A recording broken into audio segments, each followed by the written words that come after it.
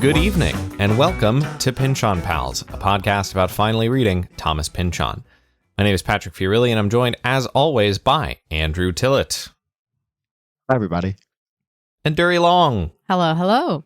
Up at the top, we'd like to thank our supporters at patreon.com/PynchonPals, where you can sign up for $5 a month to hear exclusive bonus episodes, like our upcoming Tamala 2010, A Punk Cat in Space. I think I got that name right this time, which will be our April bonus episode, probably out towards the end of the month based on our current recording schedule, or our previous Q&A episode, or the episode we did talking about Paul Thomas Anderson's The Master. All kinds of fun stuff, and whatever is coming next. On tonight's episode, we are discussing episodes... See, I hate saying episode twice there, but you gotta do what you gotta do. We are discussing episodes 114 through 116 of Thomas Pynchon's Gravity's Rainbow, a book we are all reading for the first time. This is the fewest number of episodes we've read yet. It's kind of like we're almost reading chapters again. It felt like a better number. Definitely feels like we're maybe honing in on how much we should attempt to talk about in a single episode. But I guess let the runtime of tonight dictate that. Yeah, I think we'll have plenty to dig into. Well, it will be the tail of the tape on this one. The listener glances down. It says 3 hours and 47 minutes remaining of the quick in and out 3 episodes. Boom, boom, boom. Thank you for joining us. Shall we just kind of jump into it? The first episode here is a doozy, so... Indeed, but it gets lighter afterwards. So stick with us. We've got like a very long, dense episode. Then there's a nice like 3-pager in the middle about candy. Love and then there's that. another 20-page, dense, hard to unpack episode. Yeah, the real question is going to be whether we do the candy episode before or after the break. Wait and find out. See how tired our voices get. I think it's going to be after the break. Would y'all like an episode summary? Yes, please. For episode 14. As Osby Feel makes magic brownies, a hidden camera in Pirate's Maisonette records the movements of Katja, a Dutch woman recently escaped from Holland, where she's been working as an informant for the British under the tyrannical Captain Blicaro at a V2 rocket facility. At Schustella 3, I guess Schustella 3? Dry, yeah, good one. Schustella 3, near Scheveningen. Scheveningen. There's an extra syllable in there. Oh, there is? Oh, geez. Let me read it near Scheveningen, Katja, along with a man named Gottfried, has been... let me just take this whole sentence over again. Jesus Christ. At Schustella 3, near Scheveningen... Fuck. Why did I write it like this? Scheveningen. God, I'm gonna have to cut. This is gonna be half the edit. At Schustella Dry near Scheveningen, Katja, along with a man named Gottfried. You got this, dude. You can do this. Yeah. Why don't you just say at Schustella Dry? This is the problem. It's skip the Scheveningen. What is that adding? At Schustella Dry near Scheveningen, Katja, along with a man named Gottfried, have been trapped in a disturbing, sadomasochistic roleplay of Hansel and Gretel, with Blicaro manning the quote-unquote oven. Blicaro once toured in German Southwest Africa, where he had an obsessive relationship with a young Herero boy whose quote-unquote opposite he now sees in Gottfried. Katja surprises Blicaro and Gottfried both by departing suddenly to pay her debt to Prentice. Meanwhile, Pirate reflects on Katja's Dutch roots and the story of Frans van der Groove, who annihilated dodos in Mauritius. Back at the White Visitation, the film director Gerhard van Gerl completes his self-proclaimed masterpiece, footage for Operation Blackwing, featuring the ice skater from the earlier episode acting as the head of a Herero rocket brigade alongside half of Pisces in blackface. After the film is screened, the projectionist sets up to play the footage from the Katja cam for Grigori the octopus. Scheveningen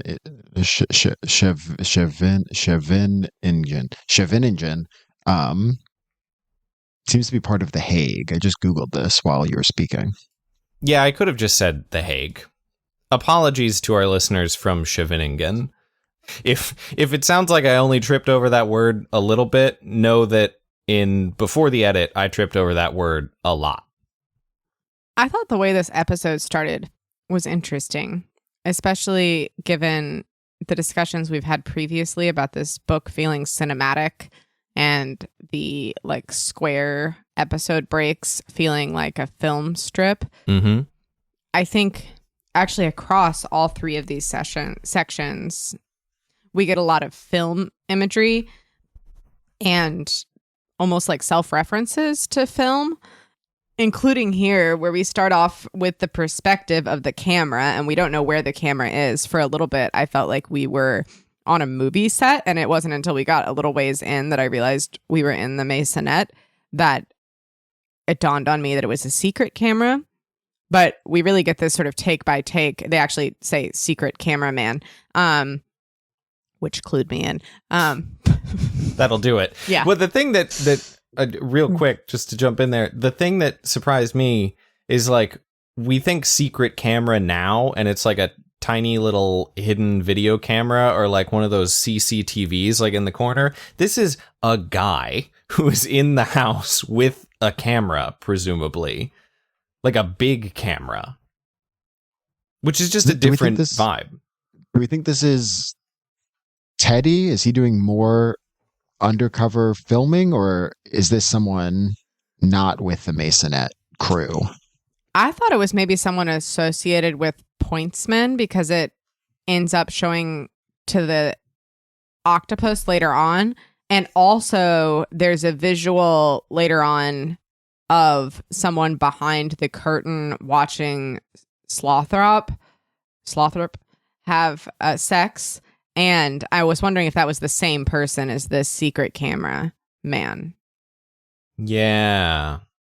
I hadn't thought about the cameraman and Slothrop there. I assumed that was our old pal Death kind of like peeking his head around the corner again. But oh, interesting. I took that more literally, like Pointsman or some compatriot of his was like following or stalking across these episodes. I mean, we've seen Teddy spying on Slothrop to this point. It's true. That's true. I could see him perhaps, if he's already working for Roger Mexico, he's not working with Pointsman. Yeah. But he's not working with Mexico. He hands them off to Prentice. Yeah, Prentice gives them. I don't know. Yeah. Maybe It could be the director just doing, fun girl. The web Thomas weaves. Yeah, it's almost as if we're supposed to feel that like hidden eyes could be watching who could be behind them at every turn, around every corner. Well, and I feel like the way they describe Katja in this episode, she almost feels like a movie star.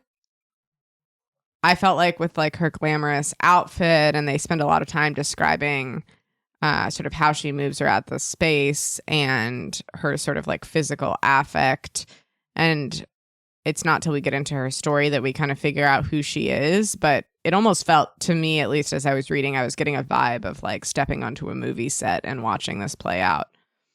Yeah, I assumed reading this the first time that like, although it was a secret camera, like it is almost like Katja's performing for it. Yeah. As if she knows it's there. Which she might. I thought it was very sort of a comical section as Osby sort of reminisces on being starstruck by her as sort of the first Dutch woman he's ever met. Even though she isn't wearing clogs, she's wearing just regular high heels. And her hair is not bluntly Dutch at all, the narrator reminds us. I was really sad when Osby, I wrote, in fact, in the margin, not the banana frappes, when Osby used the blender to blend his sort of psychoactive mushroom situation. And I was like, oh no, the banana frappes tomorrow are going to mess everybody up. I think this might... This might just be status quo for the. Are the banana frappes frappes. always laced with psychoactives? Yeah, I think Yeah, I this was is a thinking about situation where all of the banana breakfast is made in a facility that may contain traces of psychoactive mushrooms. I was trying to think of Cross-contamination. what I would do if my roommate, I don't have a roommate, listener, but if I had a roommate and they blended magic mushrooms in the blender I used to make morning smoothies, how I would feel on my way to work and then about them. I don't think I'd be happy about it, but I do think it could be fun. It could make for a wacky story.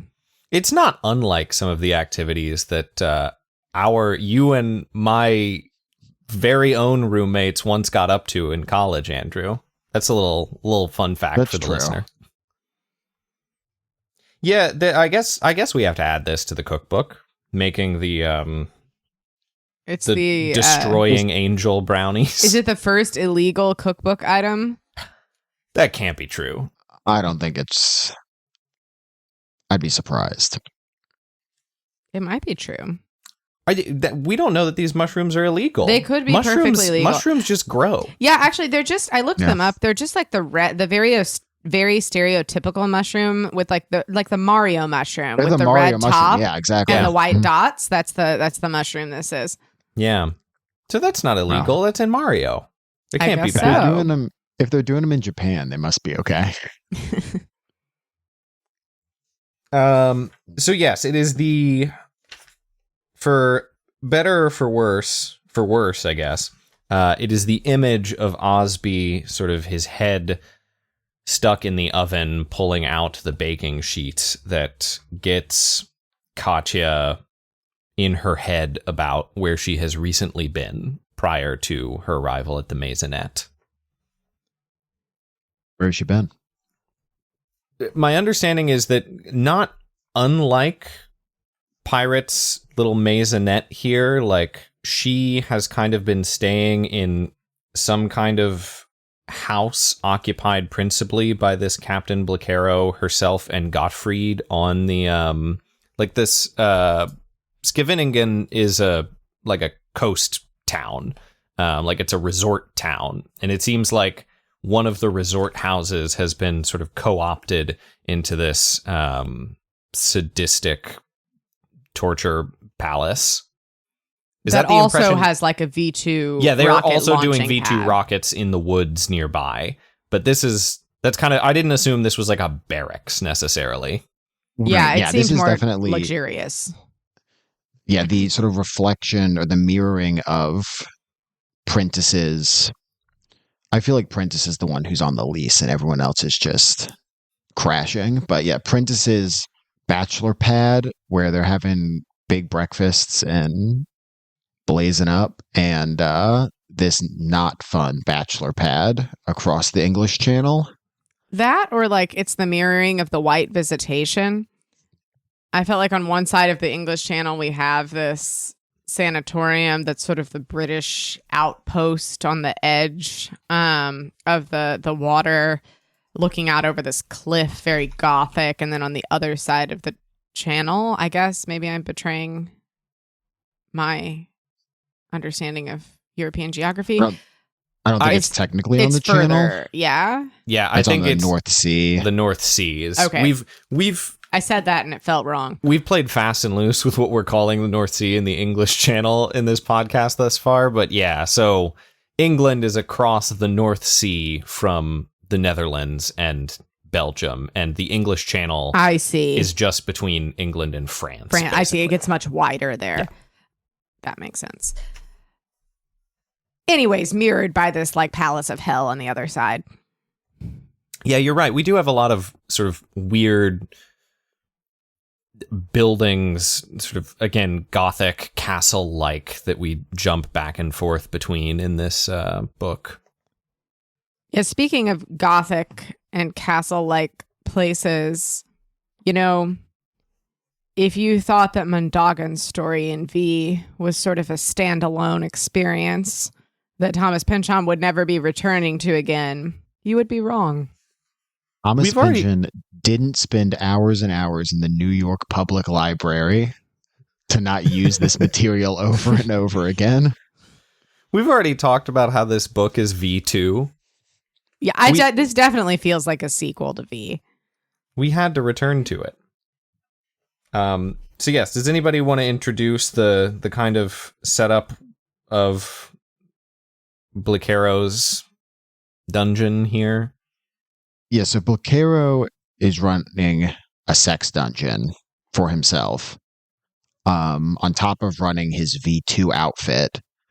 And the members of the sex dungeon are him, Gottfried, who is a member of the German army and Blicero's underling in the V2 outfit, who is under the impression that one day things will get better and he'll advance in the world after he does his stint in a cage, being sort of held as a sex hostage. And then Katja, who is a Dutch woman working with the British intelligence and the Dutch resistance to call in V2 information. Although it seems that like Katja has sort of Nazi party credentials. Like at one point, Blicero muses that like, you know, she could be a spy, but she, you know, seems to be a hard worker and isn't necessarily like a party fanatic, but she comes highly recommended from the Dutch Nazi party superiors and has sort of led to the capture and imprisonment of several Jewish families. So she's like deep undercover at this point. Well, yeah, and we find out later on that like the British government agreed to sacrifice these Jewish families in order to get Katja in this position. Yeah. So the British government is sort of implicated in Katja's rise in the Nazi party. Yeah, there's all sorts of quantifications going on here. The particularities of this arrangement between Blicero and Gottfried and Katja, as I said in the intro, are like a mock Hansel and Gretel situation where Blicero consistently refers to the oven, or der Kinderofen, as he calls it, the child oven, which of course has sort of analogs to the Holocaust and the concentration camps, the extermination camps. That's what I thought this was about first before I put together the Hansel and Gretel situation. I mean, I definitely think it's about both. I don't think you have one without the other in this particular instance. Occasionally, evening guests arrive at the compound. So the Gottfried describes the quote Rome-Berlin axis when an Italian acquaintance of Blicero's comes over and they engage in sexual activity. The four of them, you know, one of these Pynchon-esque diplomatic images of the relationship between the Italian fascist party and the Nazi party, especially late in the war, I guess. There's a lot of references to an Austrian poet, Rilke. Yeah, there's several quotations from here. I guess, where does Rilke first show up when we get to Blicero in West South Africa? No, it's a little before that. Yeah. It shows up on page 99. Want the change, Rilke said. Oh, be inspired by the flame.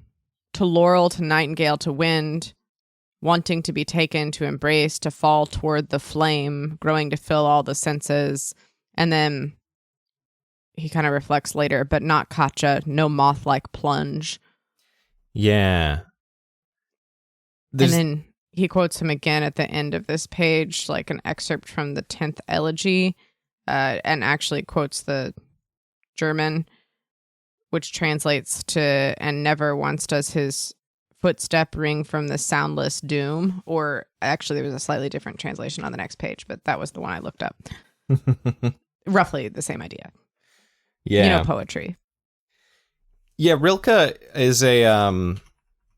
a good poet. Well worth reading. My introduction to him, and I feel like a lot of people's, at least in the English-speaking world's introduction to Rilke, comes from the his book Letters to a Young Poet, which is the sort of a series of letters that he wrote to a young poet who wrote him and wanted to get acquainted, and sort of Rilke muses on the essential elements of feeling and poetry and how to like what it takes to be a poet and kind of aesthetic ideas.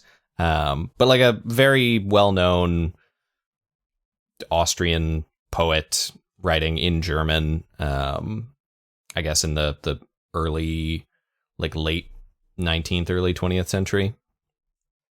He wrote one novel, I think, maybe he wrote a couple novels.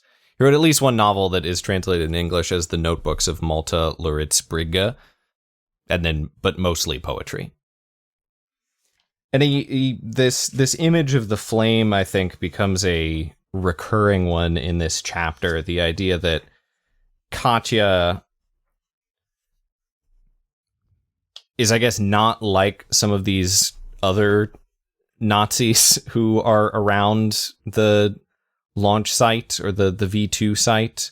She's not this person who is dogmatically attached to the flame, as it were, to this idea that there is essential, change that she is drawn towards in the world. She is more kind of level-headed or rational, sober. She has a background in mathematics. Yeah. And so you get the sense that, like, Blicaro is surrounded by a lot of party fanatics, perhaps Gottfried among them. And Katya is decidedly unlike a lot of them. Yeah, and he seems almost in advance aware that she might betray him in some way.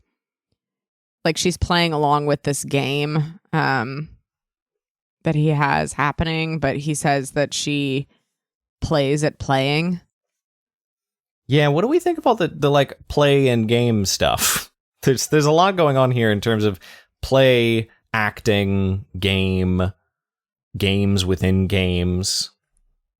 I feel like a lot of this spy stuff, both in this chapter and also in the other chapters from the British perspective, are a lot of games within games. Everyone seems to have sort of a different aim or is playing at a different goal. Double agents. Yeah, layered kind of underneath this sexualized sadomasochistic game of role play and role swapping. So this is something that we encountered also in the Mondoggins story in V at the Foppel estate there, where Hedwig. there's this equivalence sort of drawn between cross-dressing, sexual transgression, like a swapping of gender roles and sadistic, very Nazi-coded expression of hatred and violence. And so occasionally Blicaro has Gottfried swap clothes with Katya. She otherwise tends to go around in a like French maid outfit. Blicaro occasionally wears like a prosthetic vagina, among other sort of sexual accoutrement. Yeah, there's a lot of role playing, which I guess could tie into the sort of spycraft as well. A lot of people playing different roles. I wonder if there's something here about, the violence of war has sort of devolved into feeling like a game for a lot of these people. And they're all playing different roles and little games within this bigger picture, which maybe obscures the actual violence that's taking place in a very real way. I think there's that. They're also sort of pointedly removed from the violence by virtue of being at a rocket site. Like their main engagement with violence is to send rockets hundreds of miles away. and never actually encounter the the rocket itself. Although I guess they do abduct Jewish families as well. There is a description of, this is self-inflicted violence, but they do talk about how a decent portion of the time the rockets either fall backwards onto them or just quickly explode. And I think they mentioned at one point, a whole firing team being killed by one of the rockets as it is supposed to take off. So they're not, I guess it's a different type of violence where it's not like a hand-to-hand combat. You're being killed by the enemy, but they're still probably being muted to like carnage. Yeah. Yeah, Captain Blacaro seems pretty bad at his job, all things considered. It's not really clear what his job is, other than oversee this whole situation. I guess part of the problem is we are encountering this figure primarily through two people who are sort of like the objects of his sexual violence, and then also himself. So we don't really get a sense of what he is doing other than broadly overseeing this site, this facility, I guess. But we get some during the sort of, this chapter does the same thing that we've talked about a couple of times with the ellipses and then the transition to a different perspective. So during Gottfried's section of this episode, we get a little bit about them just sort of getting up and going to work every day. And then it's only when a day of firing rockets is done that they come back to the house and he gets like re-locked up in his cage, and they sort of go through the night of this sort of sexual game that they continue. Yeah. I think I was not surprised necessarily, because it seemed like we were building towards some of the same thematic material. But like, I think one of the things that struck me in V is the way that Thomas Pynchon, as sort of like a young, very, very talented writer, but a young writer and writing with a lot of like very weighty, heavy, extremely loaded material, especially when it comes to sexual politics. Like we talked about a chapter in V that has a pretty somewhat like reprehensible view of like lesbianism towards the end of that book, that we went back and forth on whether it was doing something with its sort of sexual politics or whether it was just being sort of gross and stereotypical. And I think, the pulp fiction image of the sexual sadist Nazi is one that is pervasive in popular culture, but I'm intrigued to see Thomas Pynchon as a more mature writer, as a writer with a bit more experience under his belt, like revisiting some of this material. What is added to the conversation besides Nazis get up to weird, freaky sex stuff and like emphasis on the freaky? So says the narration. Not just the Nazis, it's the Germans too. The V is not. That's true. Yeah. It's not the Nazis. That's true. Yes. Yeah, the proto-Nazis in the case of V. Yeah, and turns out Blacaro himself was a proto-Nazi. Yeah. Had a stint in Namibia. Yeah, South Africa. Yeah, so I had to go back to the timeline here. So like at the in contiguous with the present day of this story in the 40s, I think West South Africa was under the like UN sort of mandate that was administered. Either it was administered by South Africa or like mainly the responsibility of South Africa and then like overseen by the United Nations, or it was in a state of flux at this point, I guess, alongside World War II ending. I guess that doesn't make sense because the UN wouldn't have existed. Correct. And he was there 20 years ago. Yeah. He was there. I was just trying to figure out like what is the state of the territory.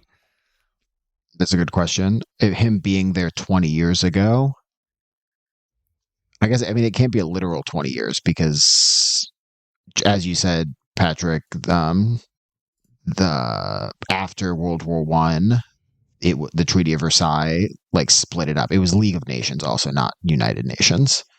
So the Union of South the Africa. League of Nations. Okay, so that makes sense. I said United Nations, League of Nations. Yeah, it was partitioned after World War One and taken away from Germany, and put under control by the Union of South Africa.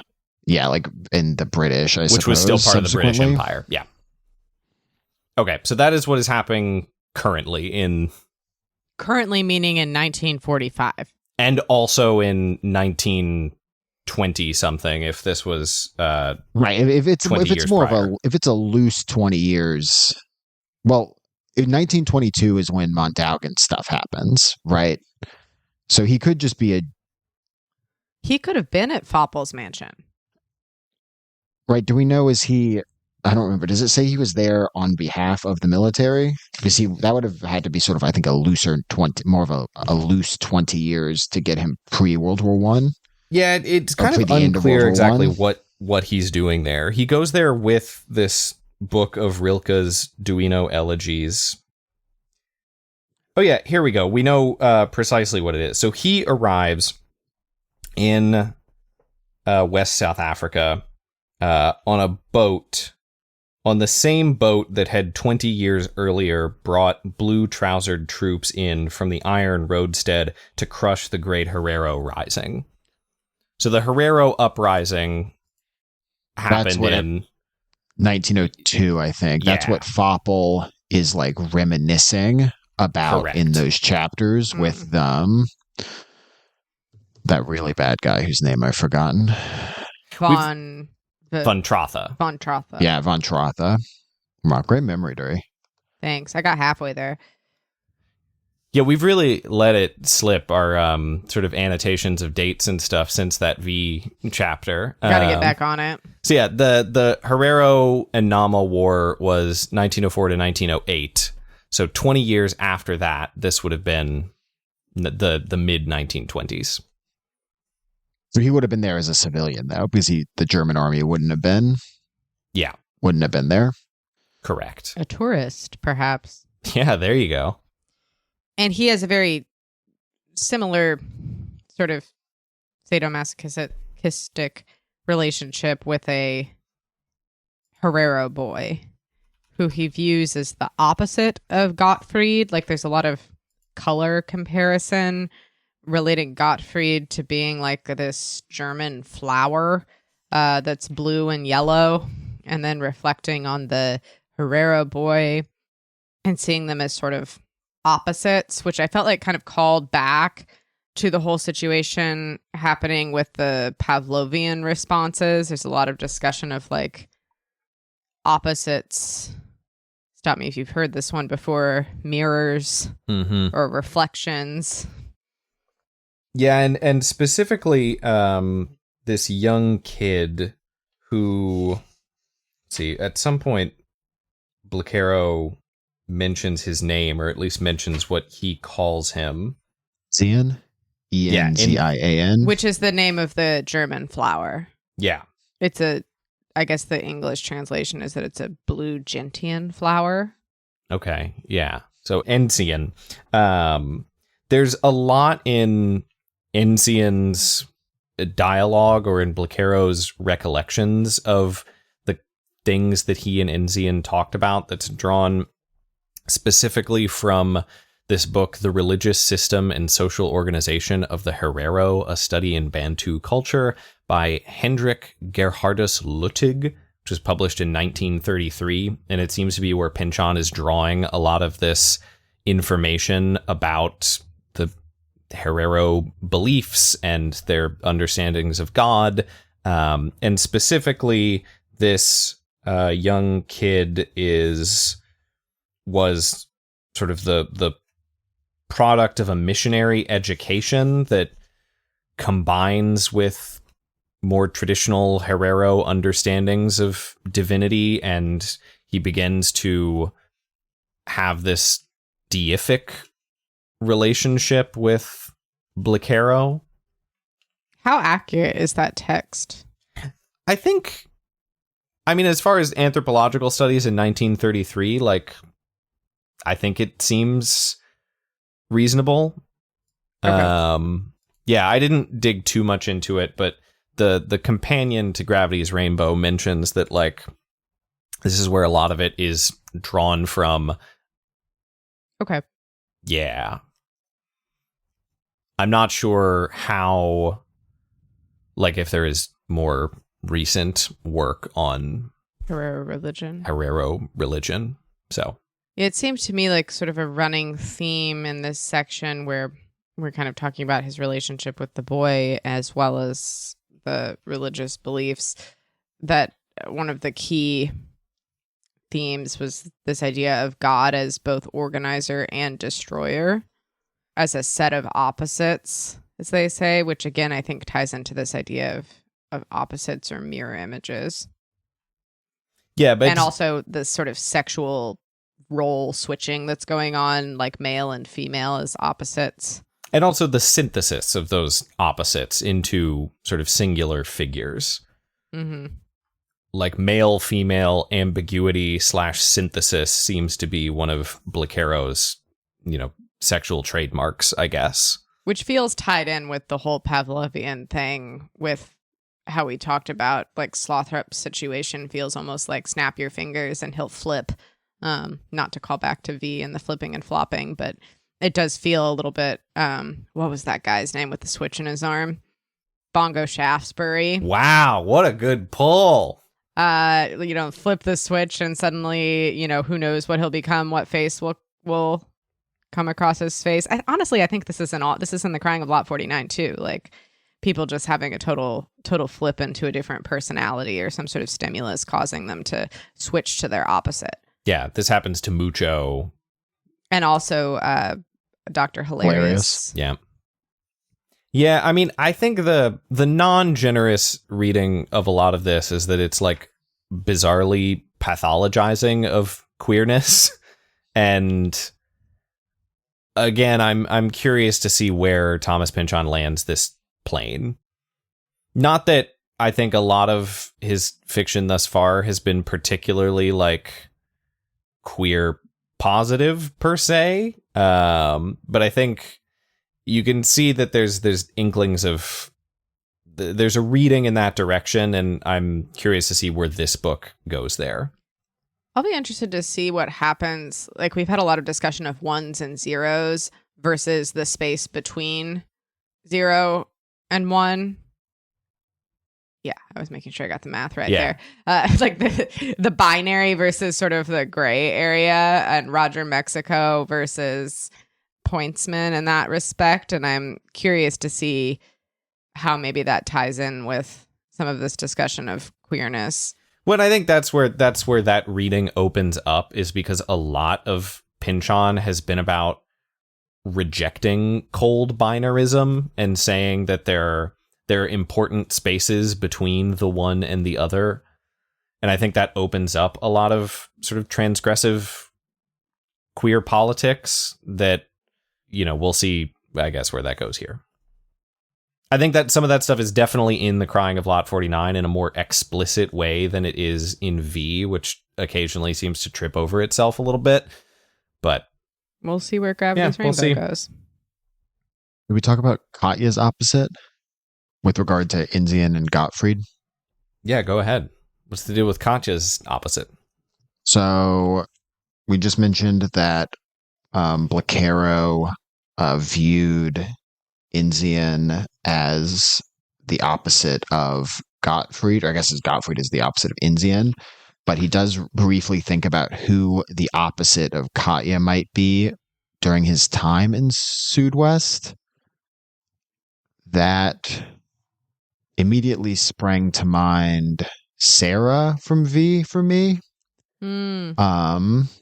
Do you want to set up for those who've maybe not listened or read V who Sarah is? I don't want to. I guess I will. Sarah was a woman who was imprisoned in a German camp and was raped repeatedly by one-off character of the German army. Yeah, she was singled out and sort of like kept in one character's private quarters in order to not reveal, so that he would not reveal her to the rest of his platoon or company. But then the platoon took revenge and sort of really violently assaulted her and killed her, and then she was eaten by jackals. Yeah, the strand wolves. Yeah, in a way that was actually like not mimicked, but directly matched an actual account of the genocide. Yeah. Yeah, I mean, I hadn't thought about that, but I think that is an apt comparison between books here. Yeah, especially because I feel like Blacaro seems to characterize Southwest. Gosh, I can't get this. Is it Southwest Africa at this juncture? Yes. I mean, Yes. At this juncture, the like broad colonial designation is Southwest Africa. It is currently at Namibia the time, and South Africa. Yeah, but it's currently at the time of the story, and also at the time of the story within the story, part of the Union of South Africa, and administered, this is just from Wikipedia, administered as Southwest Africa under a League of Nations mandate.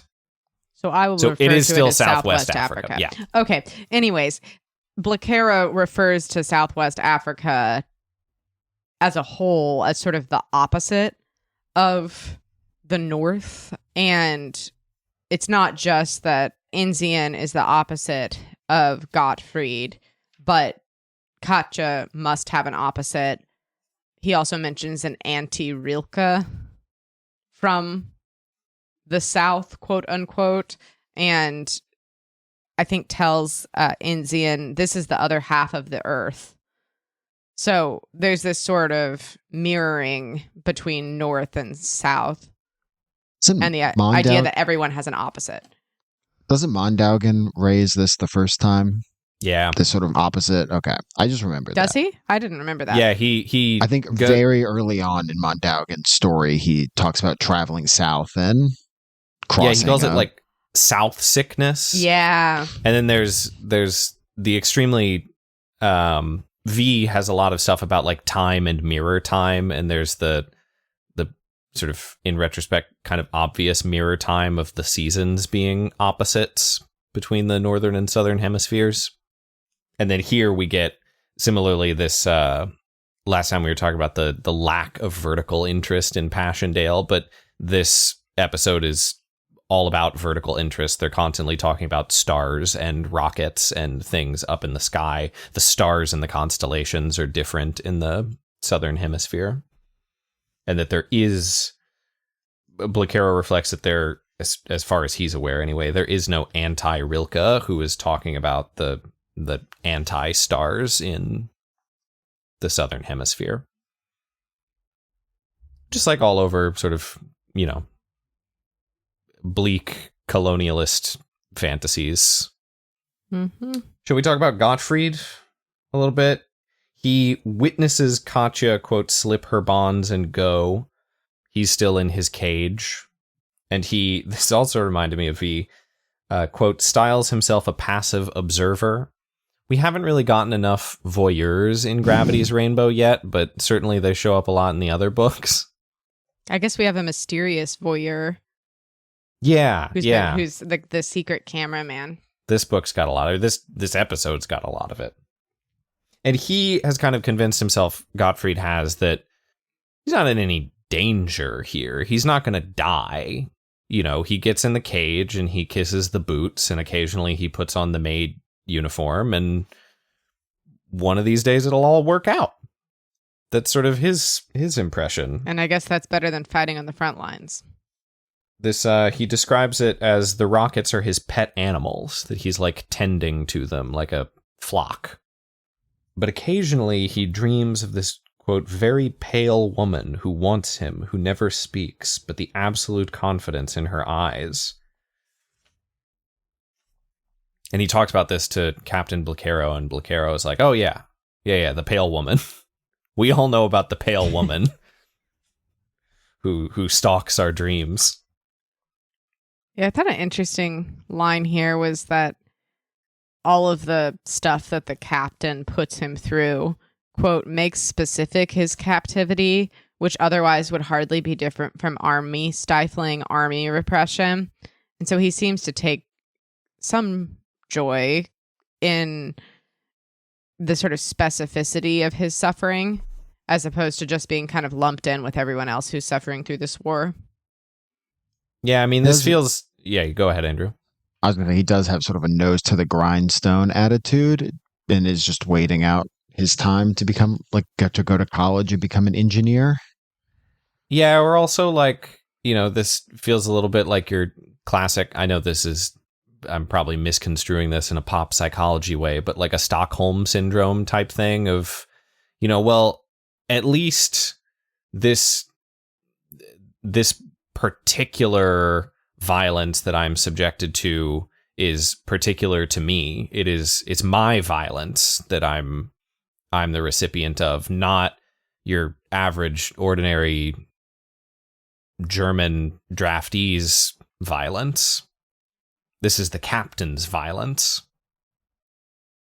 And we get a little bit of this distinction that I think has come up a couple times already, but I started really noticing it in this section that we're reading for this episode, of like the elect versus the preterite in a kind of theological sense. You have those who are already predestined to go to heaven or hell. And so this kind of violence that is visited on Gottfried by Blacaro kind of elects him in a certain way. He sees himself in a sense as being privileged to it. Mentioned Stockholm syndrome, Patrick. I believe that would be an example of an ultra paradoxical response with regard to Pavlov. So to just get him back into it. Yeah. Always be Pavlovin. He's everywhere. That's taped over the top of the ARF doorway. Pavlov was here. WWPD. Oh no, ABC, always be conditioning. Wow. There it is. That's my shower routine too. Is this the first Gravity is Rainbow merch idea we've come up with? It's a shirt that says ABC, always be conditioning. People who don't get it will just think that you have a really good hair game. Yeah. Okay, so then following some Gottfried business, Katja escapes. And I'm a little unclear. Like, she just dips. What? She just dips. And she doesn't even tell the British about the one thing they were interested in, which is where this rocket site was. They said they moved it. No, the Germans moved it, but she said she gave them everything else, but kept finding reasons not to pinpoint the captain's rocket site. And there's too much doubt by now as to how good the reasons were. True, the site was often moved about, but she could have been placed no closer to the decision making.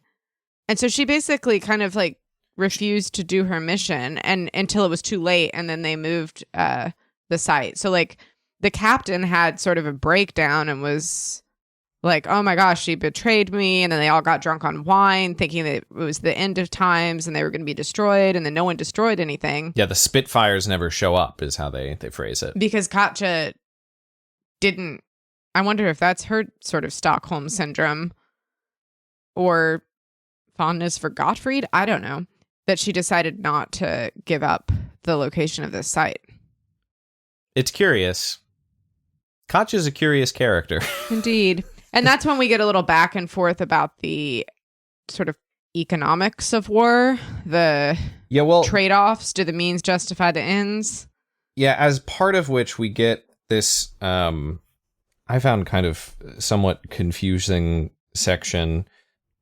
So we're a little bit in from Blacaro's perspective, and he says, or the narrator says, kind of focalized through Blacaro, and she has crossed over the English lines at the salient where the great airborne adventure lies bogged for the winter. Wearing Gottfried's boots and an old dress, black moire, calf length, a size too large, dowdy, her last disguise. From here on, she will be Katya.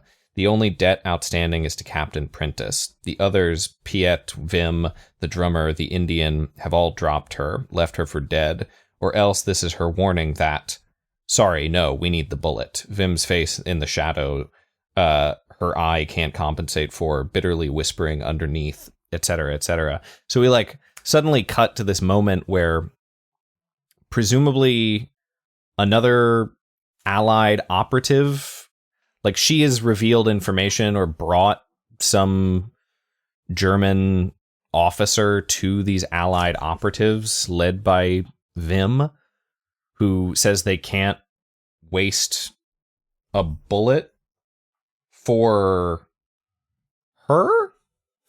Because it seems like they already killed the guy she brought to them.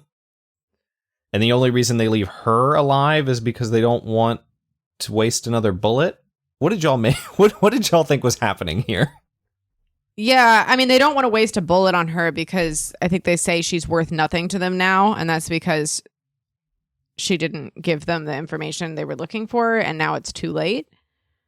Yeah, so these are other operatives beyond Prentice who she has promised either information or individuals to. Yeah, and it seems like they're, I guess, just abandoning her. Yeah. Just and it seems... Go ahead. I'm saying as an operative that's sort of gone cold. Yeah, and earlier on that page it says that it references Katja quitting the game for good, which I think might mean that she's not just quitting this Hansel and Gretel situation, but also quitting maybe this whole spycraft game. Yeah. And her undercover. Sort of blowing her cover by leaving.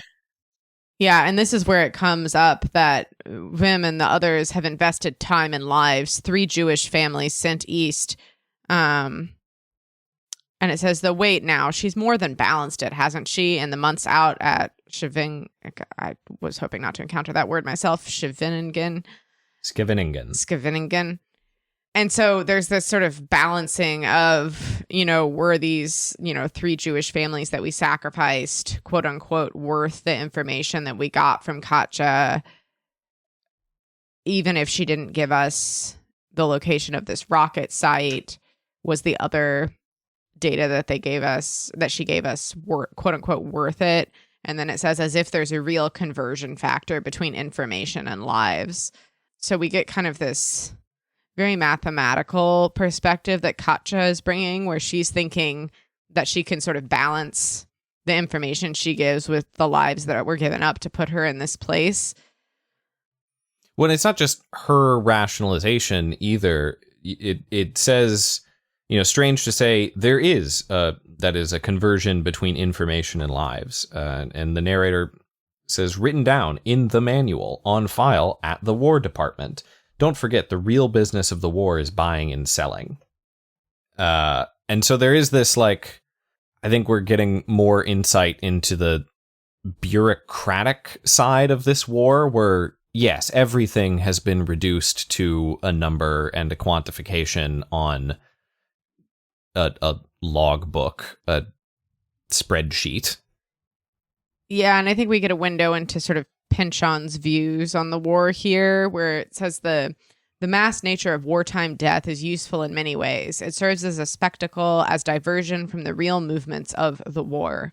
It provides raw material to be recorded into history, so that children may be taught history as sequences of violence, but battle after battle, and be more prepared for the adult world. One battle after another? But the true war is a celebration of markets. Organic markets, carefully styled black by the professionals, spring up everywhere. And then brings up that everything's negotiable, including Jewish people. When I think even the doubly...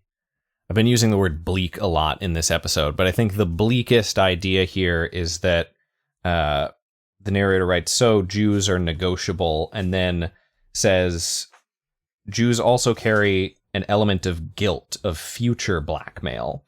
which operates natch in favor of the professionals. So there is a sense in which there's like an aftermarket on the Holocaust. It seems to be the argument that the narrator is making here. Yeah, and there's this sort of two wars going on, I guess. The sort of spectacle war, the mass death, the mass violence, and then there's this more of this game going on behind the scenes where people are negotiating and trading information for lives. And of course, back at the White Visitation, we already know that everybody knows that the spectacle war is nearly over, which means that it is time to cash in on some of these, the speculation instead of the spectacle. Yeah, and it's interesting now that you say that.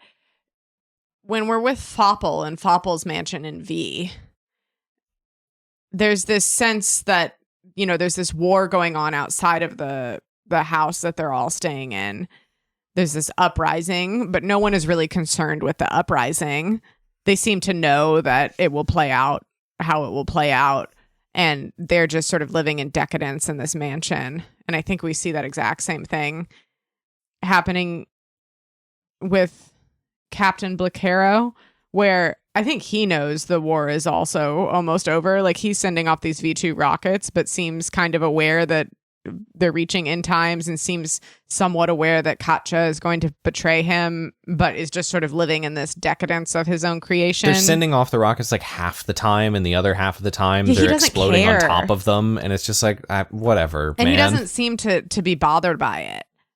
Yeah, there's a line earlier on that says he can do nothing, and then talks about the dying Reich and orders lapsing into paper impotence.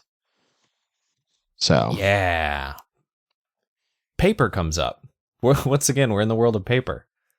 I think a thing that this episode clarified for me is that in my conception of this book before reading it, I knew it was about the V2 rockets. And my confusion has long been like, the V2 rockets, popularly understood and in like historical fact, were not exactly like the decisive German superweapon that the Reich was hoping it would be. They were less effective. Germany was in many ways already losing the war. They couldn't produce the rockets fast enough. The rockets were too expensive to do very much, do damage at the scale that they needed it to. And so I was always a little bit like, well, that's kind of like a weird MacGuffin to style your book around, Thomas Pynchon, having not read this book yet. Like, the super weapon that kind of wasn't ever the super weapon and was never going to be the super weapon. But I think reading this episode and some of the ones surrounding it, it's becoming clear to me that that's precisely the thing that Pynchon is interested in, is like the MacGuffininess, or like the idea surrounding the V2 and the fact that the war is already clearly winding down, and it's just a matter of where are all of the pieces on the board going to be when the clock finally stops. And like, it's a bunch of people angling to be in their own optimal positions much more than it is. I don't know if I thought this book was going to be about like a secret Allied plan to steal the V2 documents or something, but it plays with it in a different way than I had always assumed. Yeah, it makes the spycraft feel much more self-serving. Mm-hmm. That it's like, oh, we're not really doing these things to win the war. The war is already won. We're doing all this spycraft to secure our research funding, or to have the breakthrough that I can only get while I'm allowed to torture people, or to, I don't know, otherwise further oneself. While I can steal all of these people's dogs while they've evacuated the town. There are certain things you can only do in times of war, and better hurry up because the war is about to end. As Geese says, there's only dance music in times of war. We haven't had a Geese reference on the show in a while. I don't think we got one in the entirety of the Crying of Lot 49. So. No, we didn't. Lot 49 wasn't very Geese coded. Did we have a Geese reference in V? Yeah. Yeah. What was it? It was when. Oh, it was when the guy. It's when the guy is drunk and pretending to be a boat because Patrick talked about the Geese line that's about. I was a boat. sailor and now I'm a boat. Yeah, that is good. Wow, good memory, Andrew.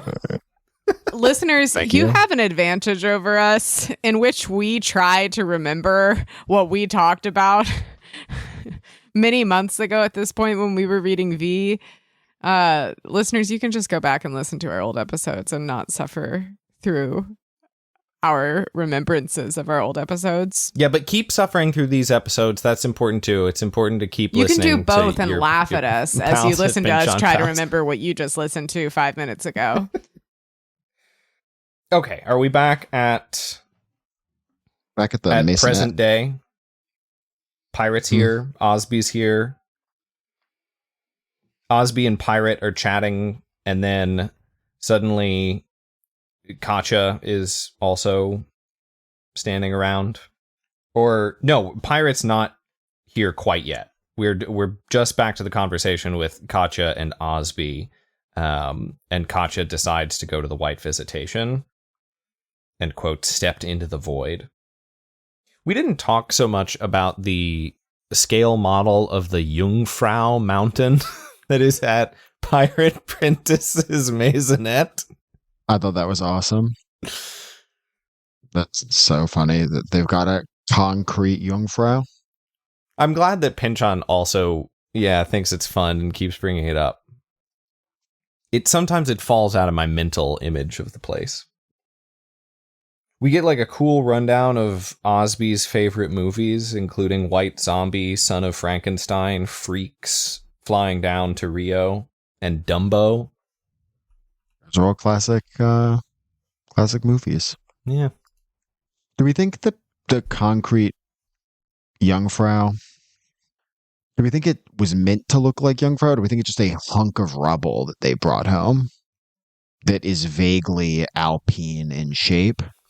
It's a good question. How was it originally described? This is on like page 2 or something. Bloat, banana breakfast, pick bananas. I don't remember. While this you're from page looking 2 for at that, all. intriguingly, later on, Slothrop describes having a minty candy as being hit by a Swiss Alp. So, I don't know if that relates to this. Yeah, we'll get there. That one sounded good. I like that one. Oh, I can't wait to talk about the candy. I just returned back to page 10 in our copy. Near the exit to the blue patio, de Coverly Pox and Joaquin Stick, two characters we have not re-encountered, stand by a concrete scale model of the Jungfrau, which some enthusiast back during the 20s spent a painstaking year modeling and casting before finding out it was too large to get out of any door, socking the slopes of they're socking the slopes of the famous mountain with red rubber hot dog bags full of ice cubes. The idea being to pulverize the ice for Pirates' banana frappes. It's good. It's good. Wow. Some of these lines are funnier in retrospect. You know, when you first encounter them, you're like, What's going I don't know. on? But when you realize that the Jungfrau is integral to the frappes because of the ice cubes and the hot dog bags, then it gets good. Wow. Yeah, not just a hunk of rubble. I found this idea that Pirate is trying to get... He thinks that Katja, quote, now avoids all mention of the house in the forest. Again, very Hansel and Gretel. She has glanced into it and out, but truth's crystal sheets have diffracted all her audible words, often to tears, and he can't quite make sense of what's spoken, much less infer to the radiant crystal itself. Yeah, we forget that Pirate is a psychic whose whole job is going into people's brains. Yeah, but he can't And get not to just- Katja's. Not just a go-between guy. Yeah, he can't get to Katja's brain. Perhaps maybe the fantasy here was like too real. Like her games and her fantasies have all broken down irreparably. This is the like fracturing of the crystal. You know what I mean? Patrick, you sent us that article about the ab reactions. Like that's why they send her to the White Visitation. Yeah. Show her video to Gregory, Yeah. the octopus. Oh man. Yeah, I have one more V thing to say here, which is Katja says, "I'm not your responsibility," and Pirate replies sheepishly, "You are, you know." I feel like V had a lot going on in the whole Sick Crew chapters about sort of dependency and responsibility. Burdens. We ready to go to Mauritius? Yeah, let's get to reunion. What's going on? What's going on back in the 17th century? The dodos are being shot. Yeah, some guy's way too into hunting the dodos. It seems that most people online and also the Gravity's Rainbow Companion take this as being legitimate, like, ancestry. Like, this person, this Franz van der Groove, is actually Katja's direct ancestor, whereas I just took it to be like a Dutch person countryman. Yeah, a ye old Dutch person. But maybe this comes up later. I don't know. But I did not necessarily take it to be like this is actually her great great great grandfather or something. I don't know if it does it matter that much. I mean, I feel like in like American culture, you often think of like my grandfather who served in World War II, and you sort of talk about that, but you're basically just talking about like America's actions in World War II. You know, you're not necessarily talking about your grandfather because they did something specific. Yeah. So I feel like it's that kind of thing. Like everyone's grandfather was in Mauritius. Raise your hand if your grandfather wasn't exterminating dodos in Mauritius. Yeah. The Well, 17th it is true century. that the Dutch sailors did exterminate the dodos in Mauritius. That is a true historical fact. Tell us more about that. And the rats and pigs they introduced. Yes. I can't really tell you too much more about that. They killed a lot of dodos. They killed a lot of dodos, and then the dodos went extinct. But why were they killing the dodos? Well, in this passage, they seem to be killing the dodos because they're sort of offended by their ineptitude. This guy seems sort of personally offended that the dodo is so clumsy and so easy to kill. And it's an affront to God. Yeah. Which gives him sort of this purpose to commit. Is it genocide if it's against an animal? I think it's just extermination. Extermination of the dodos. There has to be some other side. Obviously, I think there's a parallel here to the wiping out of the dodos and side? the many sort of colonial and other types of genocide that we're encountering. But yeah, specicide. Or speciesicide. Yeah, he's on sort of like a one-man mission to destroy the dodos. I'm not sure that historically it was a one-man mission, but they definitely pretty quickly, the Dutch took care of the dodos. Yeah, so we get a lot of the language here just starts getting really sumptuous in a way that feels different than the kind of gothicism of the Blacaro material. Like we get the describing this Dutch arquebus gun. We get the piece propped on its hook, slowly squeezing the trigger, eyes focused on the molting ugliness, while closer in the slow match, soaked in wine, held in the jaws of the serpentine, came blooming redly downward, its heat on his cheek, like my own small luminary, he wrote home to Hendrik, the older brother, the ruler of my sign.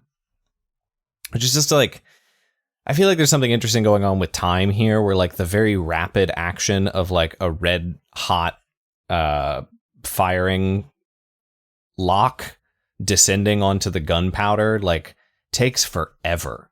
and it takes forever for the bullet to go towards the dodo, and it takes forever for the dodo to move out of the way, which it doesn't end up doing quickly enough. And like, there's such like a slowness and a ponderousness here that I thought worked nicely with the quote unquote ineptitude of the dodo. And even later on, there's this comparison to like the scene being motionless as any Vermeer, where it feels very like painterly and sort of Dutch master style. There's a scene where they, I believe, corner the dodos on a beach and attempt to convert them to God in a way that felt very father-faring to me. Or do they convert themselves? Is this like a spontaneous conversion? I mean, I guess this is the question that Vandergroove asks himself, is what is happening here? This also felt very father-faring to me. I liked the exchange going on with his brother, who sort of lives in like a tulip world. Do you know about tulip madness? I mean, I know that the Dutch have a lot of tulips. Oh, Tulip madness was real. Tulip madness is real. Tulipmania. I just assumed that was like a big moment for tulips. No, it was like an economic boom and bust that like they did Beanie Babies to tulips. Interesting. Yeah, it's like if we suddenly decided our entire economy was, I guess maybe we've sort of done this with AI. So the Tulipmania was sort of like the AI boom of the Dutch Golden Age. But no, I feel like the AI mania is more. It's the NFTs. Yeah, how everyone was putting money into the ugly monkey images. Tulips aren't ugly. Yeah, but all the rich people were spending all of their money to have like the blue variant with a purple stripe, and there was a bubble and it burst and the economy tanked. Yeah, Wikipedia has it here. At the peak of Tulipmania in February 1637, certain tulip bulbs sold for more than 10 times the annual income of a skilled artisan. Wow. And so you just have these fields of these bulbs and people are getting filthy rich off of them until suddenly they're not, and the economy crashes because of the speculative flower market. Wow. It's like a classic case study in like early modern economics. Like people are figuring out what do we do with the intersection of wealth and the nation state, and Thank God, I don't think we've still figured that out. No, that's why I think people return to it. Anyways, that's Tulipmania. Who knew? This guy's brother Marcus, he knew about it. We get more of that elect and preterite business, where Vandergroove says, but if the dodos, were chosen, or no, not the dodos, the Dutch colonials, if they were chosen to come to Mauritius, why had they also been chosen to fail and leave? Is that a choosing or is it a passing over? Are they elect or are they preterite and doomed as dodos? And he realizes that the problem with the dodos is that they have no language. They can't understand the word until this picturesque moment on the beach where he sees all of them coming together and seemingly accepting Christ as their Lord and Savior. They cry. Yeah.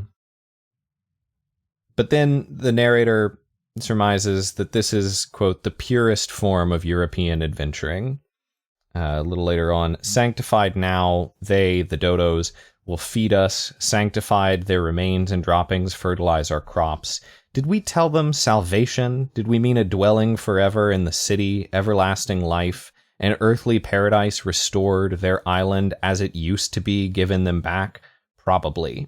And a little further down, otherwise the dodos would only be what they appear as in the world's illusory light, only our prey. God could not be that cruel. So we get this, the analogy here is sort of the extermination of the dodos to the colonial enterprise at large, and specifically the like selling of salvation by imperial powers. I feel like with the dodo anecdote, there's obviously a lot of parallels you can draw, I guess, most easily to the Holocaust. But I feel like there's got to be something here more directly related to the story we're hearing, where like the Germans aren't coming to England, but they are shooting into the island in this sort of last ditch effort and then inevitably failing. So I feel like there's something there. Maybe he talks about at one point how he uses his specific arquebus as like the old, not very good model, and everyone else has a nice one, but he just likes his version. I feel like there's got to be something there. And I've been mulling this one over, and I would like you guys to help me make a sensible understanding out of it. I mean, I think the way that one of the ways into Pirate starting to think about this is he's having this conversation with Osby about carrying a Mendoza, which is like a light machine gun, I think. And then there's this discussion that like everybody else at the firm has like a Sten, like a different machine gun. But like, is it Pirate who carries the Mendoza, or is it Osby, or like someone, like a hypothetical person? Anyways, they get into this conversation and this meditation by thinking about like carrying a weird gun that no one else uses, that then goes back to this arquebus. And I think you're right. I hadn't thought about this, but in some ways, the weird gun that no one else is using is kind of like the V2 rocket. Yeah, it's interesting. I felt like I more immediately drew a parallel to the Herero and Nama genocide that we've been talking about, and the sort of extermination of a race by colonial powers. And I felt sort of called back to that section in V where we were seeing Fopple's sort of like dogged pursuit to like kill as many of the Herero and Nama people as he could. And that feels not dissimilar from this man's, or analogous to this man's sort of dogged pursuit of the extermination of the dodo. But I could see that as well. Like the Germans are, I don't know, there's this sort of trace from that to the Holocaust to, obviously the Germans are at war in this case with the British and are not really perpetuating a genocide, and the power imbalance is sort of the other way around at this point in the war. But I do agree, this idea of sort of lobbing an unusual weapon and striking, like no one can move out of the way in time. Like the British are sort of sitting ducks, or sitting dodos, I guess. Yeah. Waiting for the V2 rockets to hit them. So I do think there's something there. When I also think it's part of this is also that we're filtering this relationship between the dodos and colonialism like through Vandergroove and also through Pirate, and like the obviously like human ethnic groups are not hapless dodos, that there is actually sort of like resistance and antagonism and a sort of conflict that is not seen. Like the colonialist imagination looks at the quote unquote savagery of the rest of the world and sees dodos sort of waiting to be exterminated, whereas that's not actually the case, of course. Mm-hmm. Or I guess you could say like Germany in the present day, again, like Germany looks at the world and it sees like, yeah, once we get these rockets up off the ground, the rest of the world is dodos waiting to be exterminated, or the sort of Herero genocide was intended to be a full-scale extermination. I think we really got to clarify on this podcast, when we say present day, we don't mean the actual present day. We mean the present day of the present novel. day in the book. Present day in the book. Yeah. We get more orange stuff in the sky. The drastic stain of burnt orange to remind a visitor of his mortal transience here. Where were we last talking about? Oh, we were talking about sort of destroying and avoiding light in The Crying of Lot 49, but light is also scary here because it this antique light, the destroying light, this intense fading light that rusts, varnishes, light that makes chilled. Still scared of the sun. These are the operators call the rockets angels when they show up on the radar.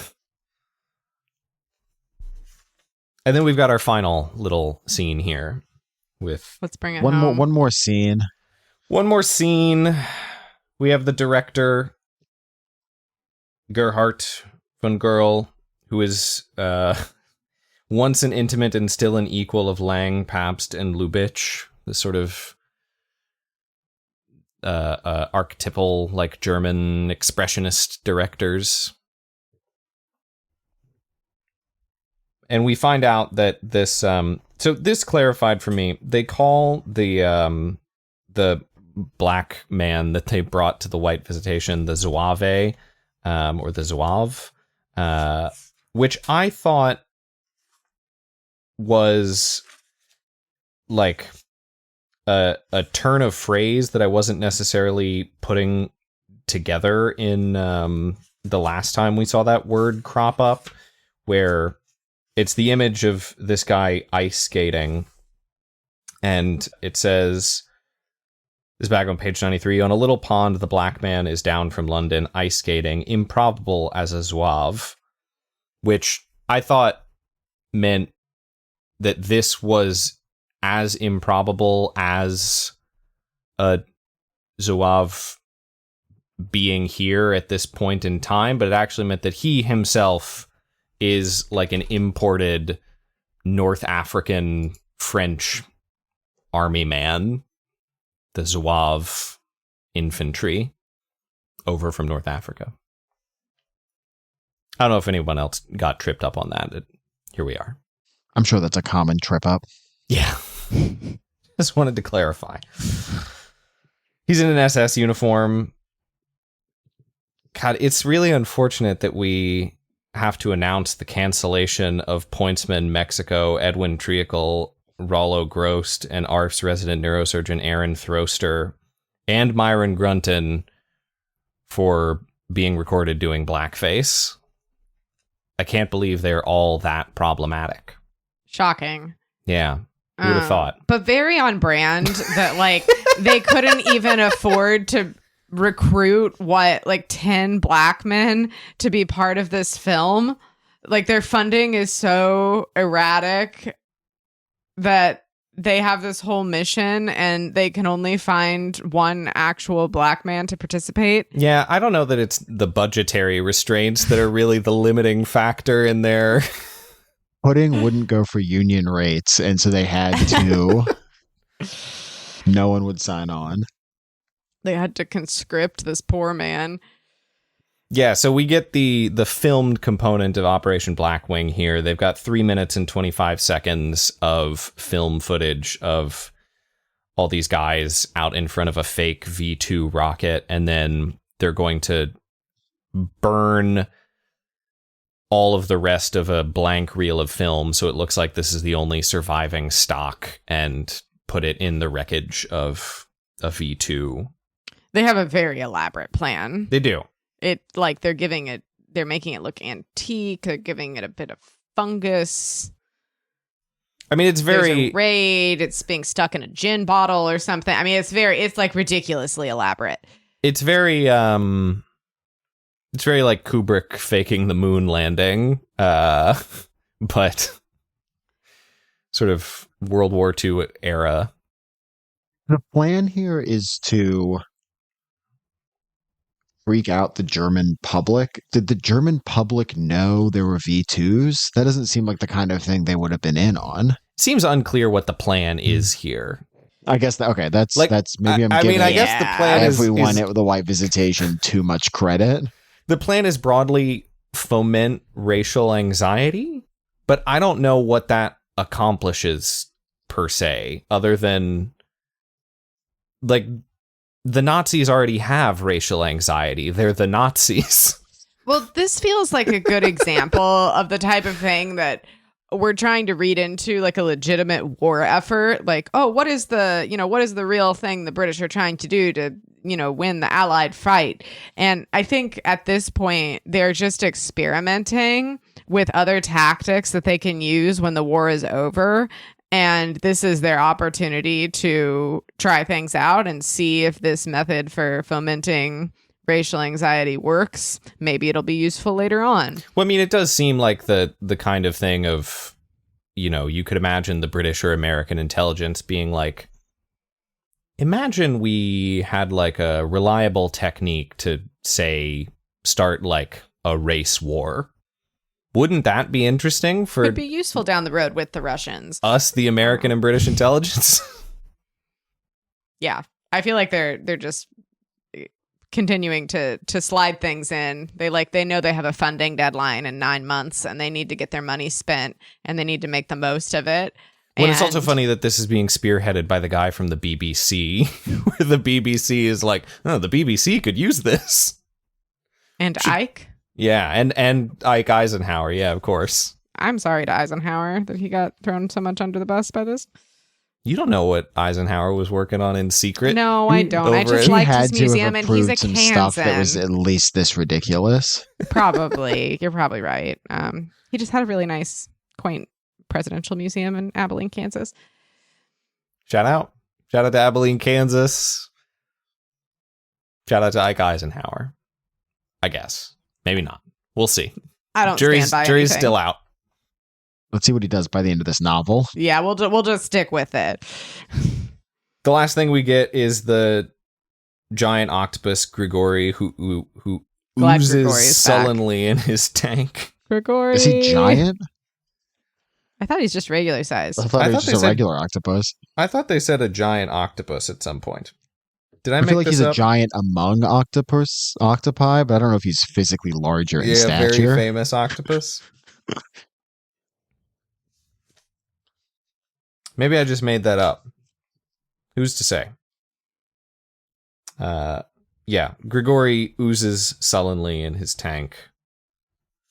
And he's watching the video of Katja. It wraps back around. It's the exact same words. Yeah. They Finnegan's waked us.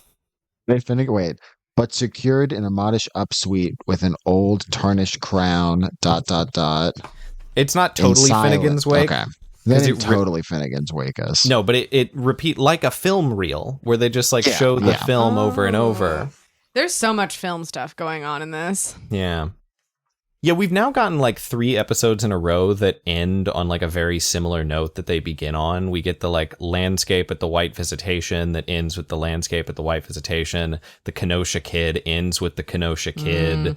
This ends with the Katja camera. Caught ya camera. Caught ya. Wow. Wow. Fuck. Don came All right. to camera. Pynchon Pals will be back. Did Thomas Pynchon invent reality TV and Kinda. like Impractical Jokers? Hi guys, welcome back to my channel. Thanks Grigori the Octopus for the sub. Do we have anything else to say here, or should we take a break? I think we should I take think we a should break. take a break and come back to Candy in a few minutes. Yeah, Woohoo! Can't wait for the British candy. Pynchon Pals will be right back.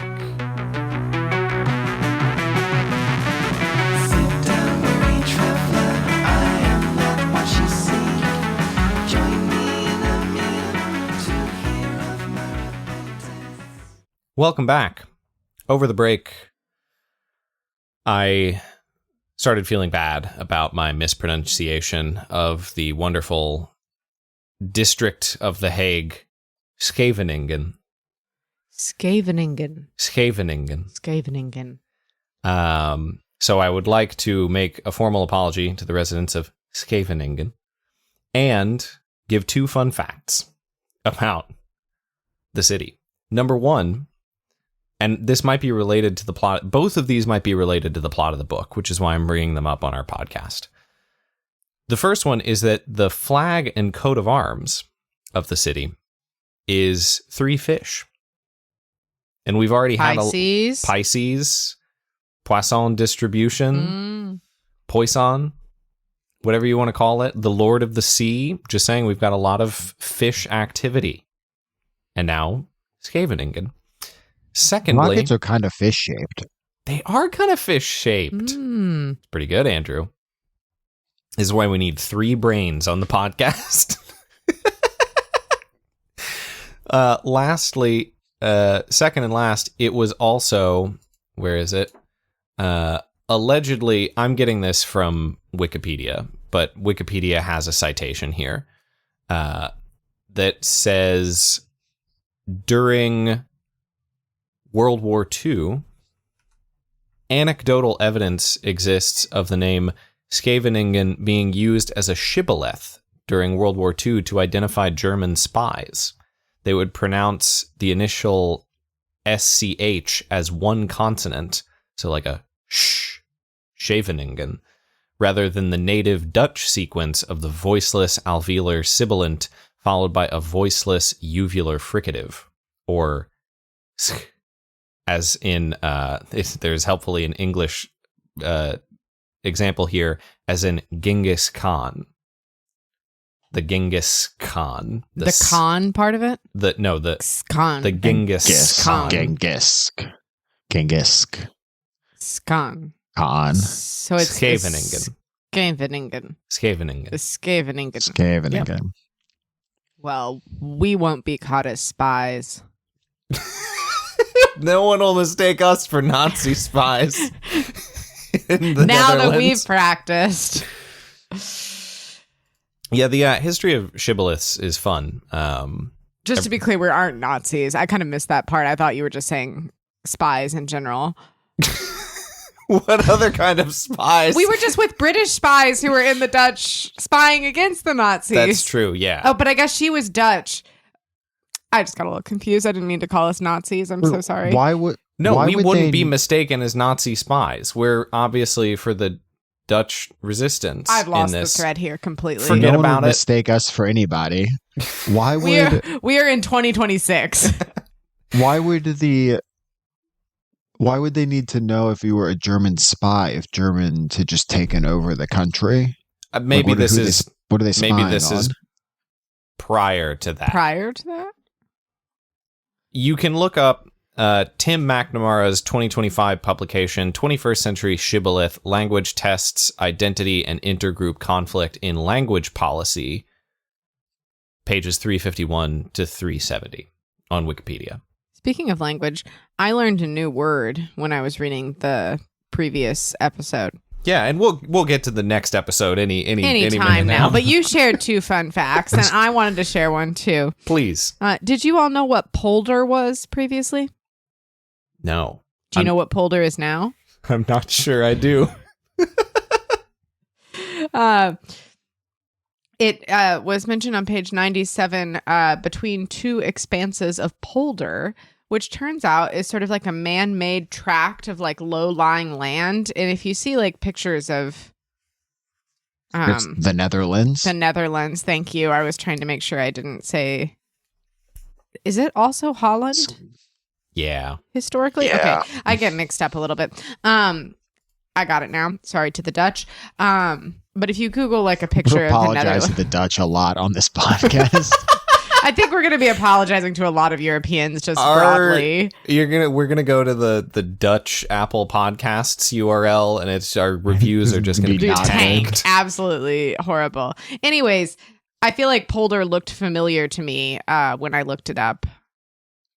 But I guess a lot of the Netherlands are made up of polder, which are these sort of man-made tracts of land. Interesting. Should we rage bait the Dutch to get views up over there? That Do you think that can't would work? possibly work out well for us. That feels like the precise kind of psychological operation that does not work out well for anyone in Pynchon novels. Yeah, we're going to see just how well Ike's rage bait operation plays out. You want to? That's a really good. That's good. That was one of those slow burn jokes that took a couple minutes for you two to laugh at. Oh, all right. Moving on from Ike's rage bait operation. Y'all want a summary for episode 15? Please. Slothrop is, quote, back on the street. He literally runs into Darlene, a one-time hookup, who takes him back to her place where her landlady stuffs him with terrible British candy. Darlene and Slothrop's post-coitus is interrupted by a nearby V2 impact, which gets Slothrop going again. I loved this episode. I really needed it. After the last episode, I was losing steam a little bit, and this brought me back. I'm in Gravity's Rainbow. I'm here for it. I loved this candy. Thomas Pynchon, he knows how to pace a book. Yeah. He knows that you need a little juice to get going after a while. I don't think that that's true of every other sort of like great American novelist, quote unquote. But I think they don't give you a little break where you just get to eat candy for a few pages. I think Thomas Pynchon gets it. I learned another new word in this episode. Okay. We could just do this for every episode. Mhm. I'm constantly looking up words, but this one is costermonger, Mm-hmm. which is a fruit and vegetable seller. Yeah, I didn't know that one either. Yeah, the writing here gets very conversational. Like, we're immediately in a different tone of... It was much easier to read suddenly. Yeah, it was weird seeing the Kenosha Kid outside of the Kenosha Kid episode, where I was like, oh, get back in there. I don't want to hear about the Kenosha Kid in Crouchfield anymore. Go away. Go away. We already talked about you. But I did really... Like, I think it's just written in a different kind of funny and amusing tone, very much set apart from the previous episode. But something's different. Something's been changed. Don't mean to bitch, folks, but, well, for instance, he can almost swear he's being followed. Like, it's just kind of folksy and jovial in a weird way. Yeah, it was funny. We needed a little lightheartedness. Slothrop is out of St. Veronica's. Or he's out of the White Visitation. But he runs into the nurse from St. Veronica's, Darlene. But didn't he go to the White Visitation via St. Veronica's? Did I make that up? Yeah, I think so. I guess he Yes. went to St. Veronica's He is first. They sent to St. transferred him. Veronica's. I don't know that he knows he's been to the White Visitation. Yeah, like I think he thinks he was brought in and out of St. Veronica's. Yeah, I don't know. Maybe he hasn't actually physically been to that building. Maybe they've just kept him at St. Veronica's. Who's to say? Anyways, I don't think he knows anything about the White Visitation as such. He feels like he's still being followed. And he is, presumably. Yes. By a guy who is too quiet in the movie theater. God, Slothrop does no work. He's always sleeping with Sloth? women and going to Sloth. the movies. I mean, Everyone like, else is working constantly. Yeah, I mean, Roger and Jessica seem to have a lot of, I guess they have a lot of sleepless nights more than, they do have desk jobs, I suppose. But yeah, I think Slothrop, a rocket goes off. He drives over to the rocket. Pirate Prentice has already seen the rocket. There's nothing more to see of the rocket. And he's like, all right, I log another one. Sends out one memo that doesn't get returned from the SOE and Could you moves on. please give me some information about the rocket? No response.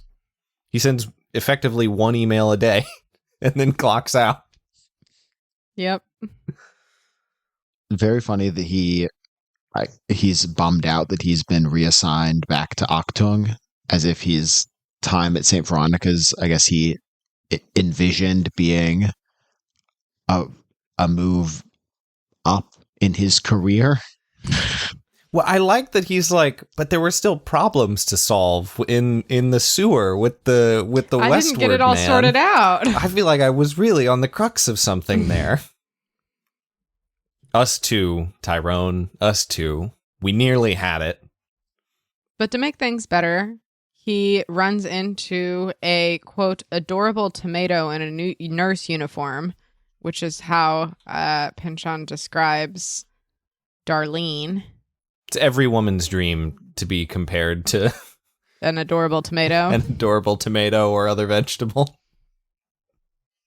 Yeah, they literally they smash into each other. I like we don't get like a description of their walk back to her place. We just get tire tracks in the slush have turned to pearl, mellow pearl. Gulls cruise slowly against the high windowless brick walls of the district. I like the description of Mrs. Is it Quoad?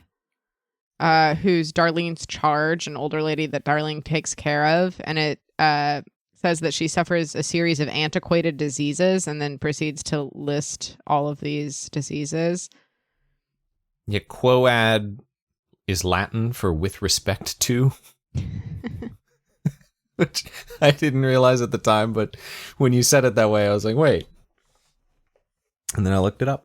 Yeah, her current disease is scurvy, and so Darlene's out buying limes to help cure her scurvy. And Slothrop is like putting together like, oh yeah, I've been in this apartment. Yeah, it seems his memory was kind of messed up by St. Victoria's, which makes sense. Well, it's Veronica's, sorry. It's also probably hard sleeping with dozens and dozens of women every week as the bombs fall. You may just genuinely not be able to keep all of them straight. Yeah, he's a little mixed up until Mrs. Quoad offers him a piece of candy, and then he's like, oh, shit. I know where I am. It's all coming back. Yep. He once wrote a note to his mom, who is Naline Slothrop. Did y'all look up what Naline is? No. It is a like antidote for opioid overdose. It's an opioid antagonist. Interesting. But it's also Slothrop's mom's name. Which I thought was funny. And his letter basically is like, you would not believe the things they call candy over here. What kind of things do they call candy? I had to look up a lot of this stuff. None of this made any sense. Wine jellies, those just sound gross. I wanted to try all of these. A marmalade surprise. Oh, I love the surprise coming back. I was pleased with that. I thought, I'm a big candy fan. I felt like I would have tried pretty much any of these. Yeah, what are some examples of the candies we get? The thing that's 100% citric acid. That sounded great. I love sour candies. I was like, hell yeah. Duri's a big Warhead fan. I do like a Warhead. There's a bunch of candies shaped like weapons, including a licorice bazooka. I was intrigued by that. 455 cartridge and a 6-ton earthquake bomb. Did anyone else find themselves wondering?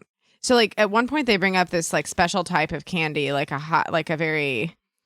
so all of this candy is kind of contraband because. Well, I mean, not contraband, but it's just old as hell. It's just old. It's pre-war candy because there's not sugar available currently. And there's this one particular candy that is not offered to Slothrop because it's hard to get. And it's very expensive. The Fire of Paradise. What? The Fire of Paradise is what it's called. Anyways, it had me wondering if somewhere there's a stock of like pre-war candies that sell for a lot of money on eBay or something. Oh, like in the real world. Yeah, in the real world. Yeah. I was wondering, like, first of all, have any of these candies been revived? Like, could you buy a licorice grenade? Or if not, I feel like that would be a very niche but special item. Some of on these, eBay. I really don't know. Some of these must be Pynchon inventions. I know some aren't. Like the Megazone were in fact real like British antique lozenges for cold and cough. God, that's Pynchon loves a lozenge. That's the one that is like being belted in the head with a Swiss Alp I thought that menthol was really icicles begin to grow from the roof of Slothrop's mouth. A lot of this What a felt good description of like eating an extraordinarily minty candy. a lot of this felt like the British equivalent of those how it feels to chew 5 gum ads. That particular example made me think of my experience eating icebreakers. I used to just like sort of eat an entire pack of icebreakers on the plane. Andrew, you just gave me a look of raw disgust. You said on the plane, which does give. I thought you were gonna finish just like as if you were doing like handfuls at a time, like they were small. I have a distinct memory, mostly like sitting on an M&Ms. airplane, sort of like bored, just like eating a pack of icebreakers. I mean, I guess they are kind of candy, but maybe not intended to be eaten all in a pack. Pack a day Duri over here, running through the menthol candies. Anyways, that like feeling of like your whole nose feeling full of mint, really, I felt like that was a visceral description. As someone who doesn't eat a lot of candy, but I do enjoy a very like herbaceous, pungent like liqueur, like a Fernet or a Jägermeister or a Malort. Shout out city of Chicago, beautiful city of Chicago. That was kind of my point of reference here, much more than sort of artisanal lozenges. Interesting. Yeah, honestly, probably more of these probably tasted like Fernet. Well, they talk about wormwood at one point. There's like a wormwood. Oh, it's the wormwood tea that he thinks about, which I just assume tastes like Malort. And so funny. He's literally alternating between eating these candies, and then he's like, "Oh, that candy's bad," and then he takes a sip of his tea, which seems to be like Also I guess bad. like It's wormwood and lime. Mixed with lime. To like help with the scurvy, and then he takes a sip of the tea and he's like, "Oh my god, I forgot how bad this tea was. Better eat a candy. Oh no, better drink the tea." It's really funny. Very Looney Tunes. There were 2 points in this episode where I basically laughed out loud. The first time is when he, in his letter to his mom, says that if they got some of the wine jellies to Hitler, the war would be over tomorrow. And then Mrs. Quoad asks a question about Americans and I guess candy eating, and he says, "We eat Hershey bars." I would like to report in that candywarehouse.com does in the present day sell these sort of sour blast grenade things, which seem to just be sort of like grenade shaped spray bottles of sour liquid that you can spray into your mouth. Totally a thing. Yeah, sour spray was a thing. I remember that back in the day. Well, so if you support us on Patreon, here's something Patreon money could go to is buying vintage British lozenges. Doing a taste test. Patrick, we had more time before this episode, I absolutely was going to buy us each some candy and send it to Andrew. And I looked at Amazon and delivery times and concluded that I couldn't make it happen before the episode, but I did want us to do a candy taste test. Duri, you like spices and stuff. Did you know what cubeb was? No. I didn't either. It's a spice, but Slothrop says cubeb used to smoke that stuff.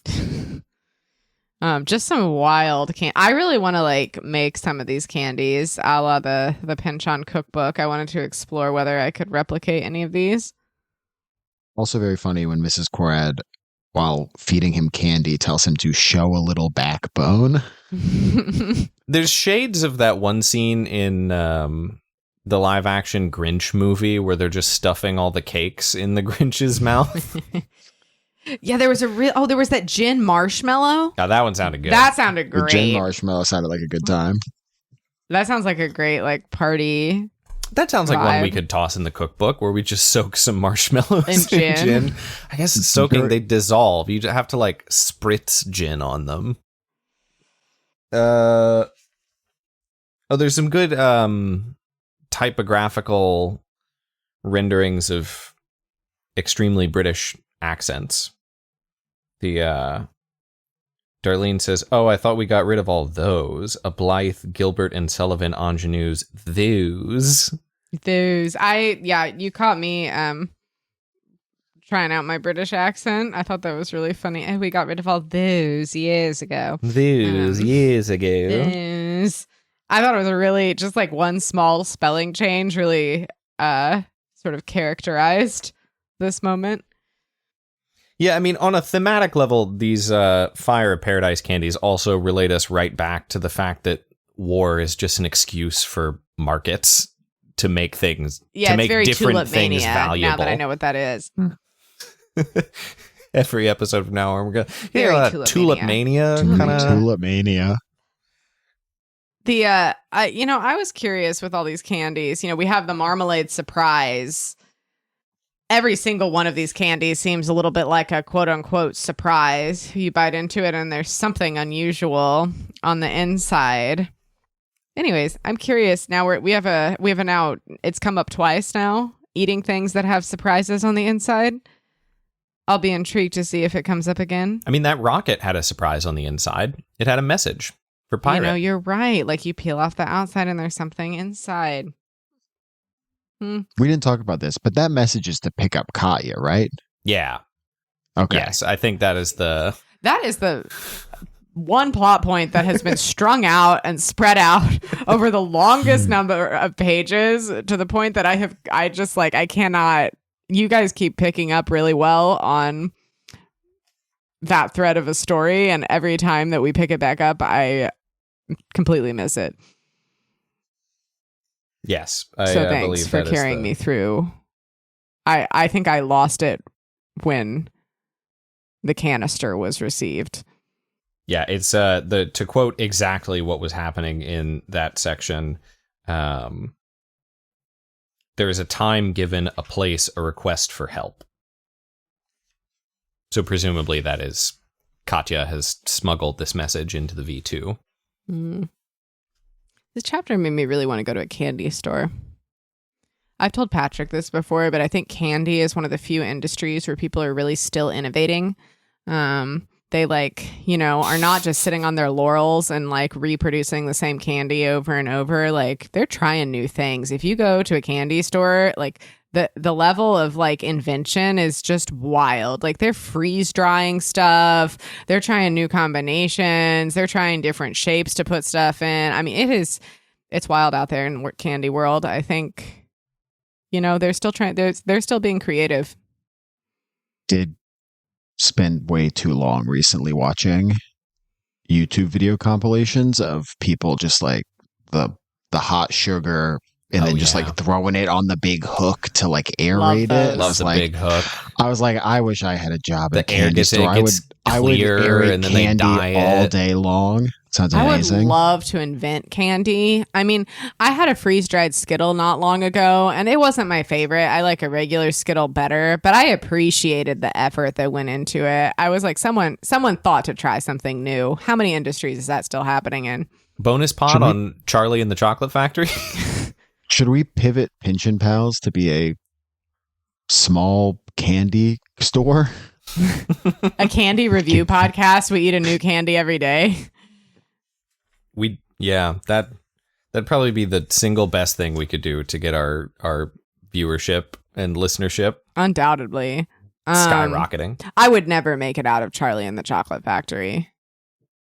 You mean the actual factory? The actual Willy factory Wonka where all owns? the children get lost in because they're too greedy about the candy. Oh no, you'd be the first child. Yeah. First child out. No doubt. Lost in a pile of Sour Patch children. You would never earn that factory. Yeah.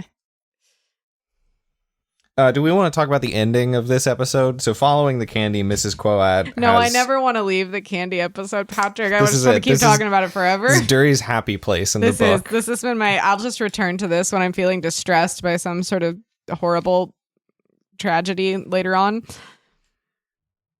Yeah, Mrs. Quoad is having a bizarrely erotic dream of royalty among the rhododendrons. Mm-hmm. Touch her throat, Majesty. Touch. Bessarabia is nowadays in Moldova, sort of like a historical region. I honestly thought it was wild that Mrs. Quoad shared any of her candy with Slothrop. Like, this is precious goods. It is scarce. There is no more sugar. And she is sharing this candy. He eats the last of her marmalade surprises, and he doesn't even like it. He's just an affable guy. People like Slothrop. Or maybe he's really funny to watch. Yeah, I mean, this is probably the most entertaining thing that's happened To all Mrs. week. Quoad in years. She probably can't even taste anything with all of the sort of diseases that she's recently suffered. Yeah. Anyways, I don't blame her for holding on to her fire of paradise. Yeah. In the other room, Darlene and Slothrop have got it on. Real quick, Yeah. sorry, before we get to that. Before we get there. I'm still on the fire of paradise. They say like the fire of paradise today is operationally extinct and in 1945 can hardly be found. And then talk about, how it's worth so much because it's so rare. Yeah. Which just upon rereading that kind of reminded me of our dodos a little bit. Yeah, I mean, I think this is what I'm saying is that, like, it's the conflict, the colonialism, the imperialism, like, it creates the scarcity. Scarcity. How do you pronounce words? Scarcity. Scarcity. Pynchon. Scarcity. Scarcity. Anyways, it creates it. Yeah. I'm thinking about this. I just feel like there's... This is the black market. We learned about the markets that some people call quote unquote black in the last chapter. Mm-hmm. The black market for the candy. Yeah. Yeah, they kind of describe like the candy would show up in a jar next to antiques and gold, and I felt almost called back to all the ivory that we talked about in V. Yeah.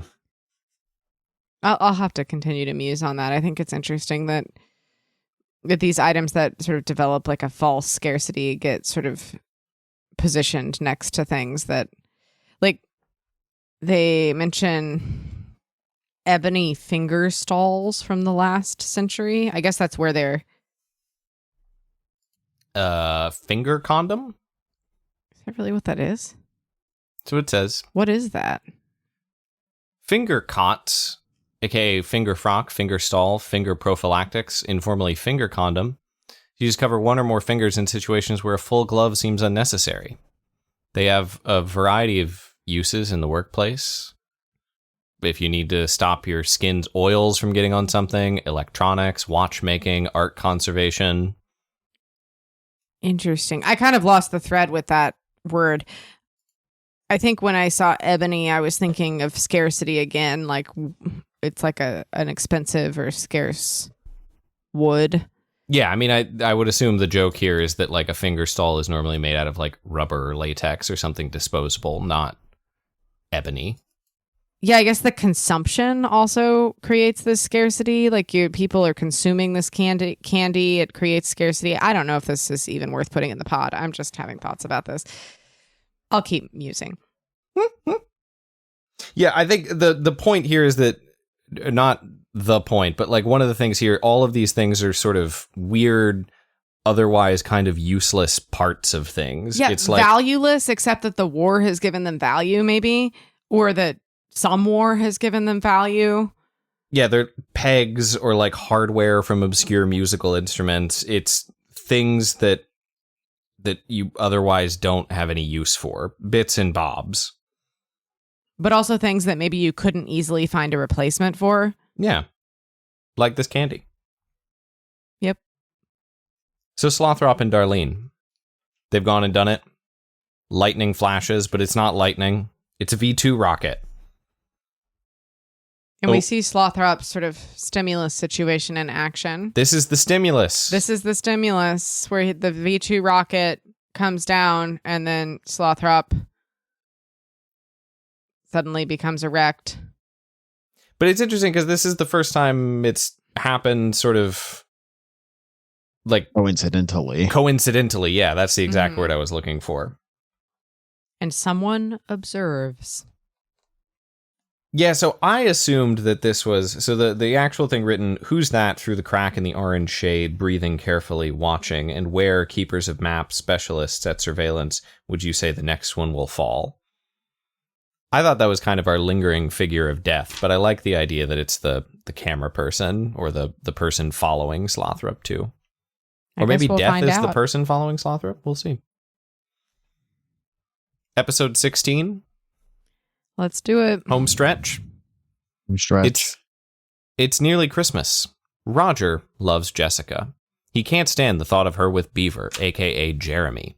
He's also losing it over the idea that his colleagues in Psi section are out to psychically destroy him. Jessica, meanwhile, loves Roger, but only when she's with him. Things are so simple with Beaver, unlike with the depressive, paranoid, embittered Roger. One night, Roger and Jessica pull over to a shabby church and spontaneously attend the service. Things get all stream of consciousness-y. A Jamaican countertenor, recycled toothpaste tubes. At the White Visitation, a man believes himself to be the war. Wedding dresses, Italian POWs. The clocks keep speeding up and slowing down. A child is born. This section broke my heart. I cry for Roger and Jessica. Just doomed lovers. What's their doom all about? They just seem like so connected, so in love with each other. But Roger, is kind of messed up. And Jessica is holding on to the sort of safety and familiarity of Beaver. And Roger just seems head over heels for Jessica. She's giving him the only hope his life has ever seen. His whole life has been about death and war. And now he sees Jessica and she's kind of his salvation. And like the only hope for him to not continue riding the endless waves of death and war. But she, while she loves him, doesn't seem bought into a life with him. Oh, it just kind of destroyed me. It says towards the beginning of this section, I'm just going to read it. The time Roger and Jessica have spent together, totaled up, still only comes to hours. Yeah. What? I guess hours rather than months. But or do you think hours instead not of days? Yeah, Surely it's they've we've spent nights seen together. One whole night together already. We know about that. Is that the only time they've ever spent the night? I guess if they get off work at let's say 1 or 2 a.m. after a dog hunting mission. 1 or 2 a.m. They get back to their little bungalow, their love shack. They spend 2 hours there, and then they're back in the morning at their respective stations. And we do see at one point in a Roger section here that he's been at work for 2 straight weeks and sleeping at the White Visitation. So yeah, I get it. Just seems like 24 hours seems like it'd be pretty easy to hit, and then you'd be measuring in days. Yeah, I mean, I guess we still have designations for what do we talk about 24 hours, 36 hours, 48 hours. We tend to stop around 96 hours, I feel like, is the upper bounds of what we typically say. Yeah, but if you were going on say you're going on just dates with someone, you're going on dates, you've hung out, you've gone on 10 dates, and each date is 3 hours. I wouldn't say I've hung out 30 hours with someone. That's a weird way. You're using a weird amount of time. But I guess you wouldn't Because say I've it's hung out spread with out him for 1.2 days. Well, yeah, but you'd be like, oh, I've been seeing this person for a month, and people know that you're not seeing each other, or I guess 10 dates, maybe 2 months, but you're not seeing each other every day. And I feel like when you're we've only spent hours together, it just seems like that's. I mean, we also get that there's we also get that their spoken words total to less than an average Schaaf memorandum. It's the paperwork That's that is cool. on. That's cool. And I'm high-fiving myself. Yeah, Yeah, they seem to have a lot of other things going on that aren't words. it's true. The companion, Stephen C. Weisenberger's companion, makes sure that we understand that part of their orgasmic politics is the fact that they achieve orgasm before any actual penetration happens, much like a bomb going off before the sound of the bomb. Like you have a reversal of cause and effect, according to Weisenberger and others. Thank you, Mr. Weisenberger and others. I kind of can't wait to meet this Jeremy fellow. I still think he must be a piece of work, but I bet he's cool. He sounded not so bad. yeah, it's very funny that we just keep circling around. We just missed him every time. I like the sentence, they confuse everyone. They look so innocent. People immediately want to protect them. It's like you see them and you're like, oh, Me fuck too. y'all. Look at y'all. They're just in love. I mean, this is even like Pirate's approach to Yeah. them, which is like, this is going to break bad, but I'm hoping against hope that it won't for you, Raj. Yeah, well, I mean, they just seem like love in the time of war, but maybe also love that can only exist because of war. Oh, Yeah, and we also get a lot of description of the varieties of sex that they have. That's a good 30% of this Dewey. chapter. Wow. And what And the- Roger is terrified that Beaver and her are doing? My Yeah. goodness. Mm-mm. Someone else needs a finger condom. There it is. I liked this other little section here where the night room heaves a sigh. Yes, heaves a sigh. And way further down, we talk about there's a whole little reverie on that notion, but then it ends. An ambiance in which no one, however provoked or out of touch, my dear young lady, ever heaves a sigh. It is not done. But here, oh, this young lady. and then we get a narrative of the time Jessica was riding in the car with Roger and just took her shirt off for fun.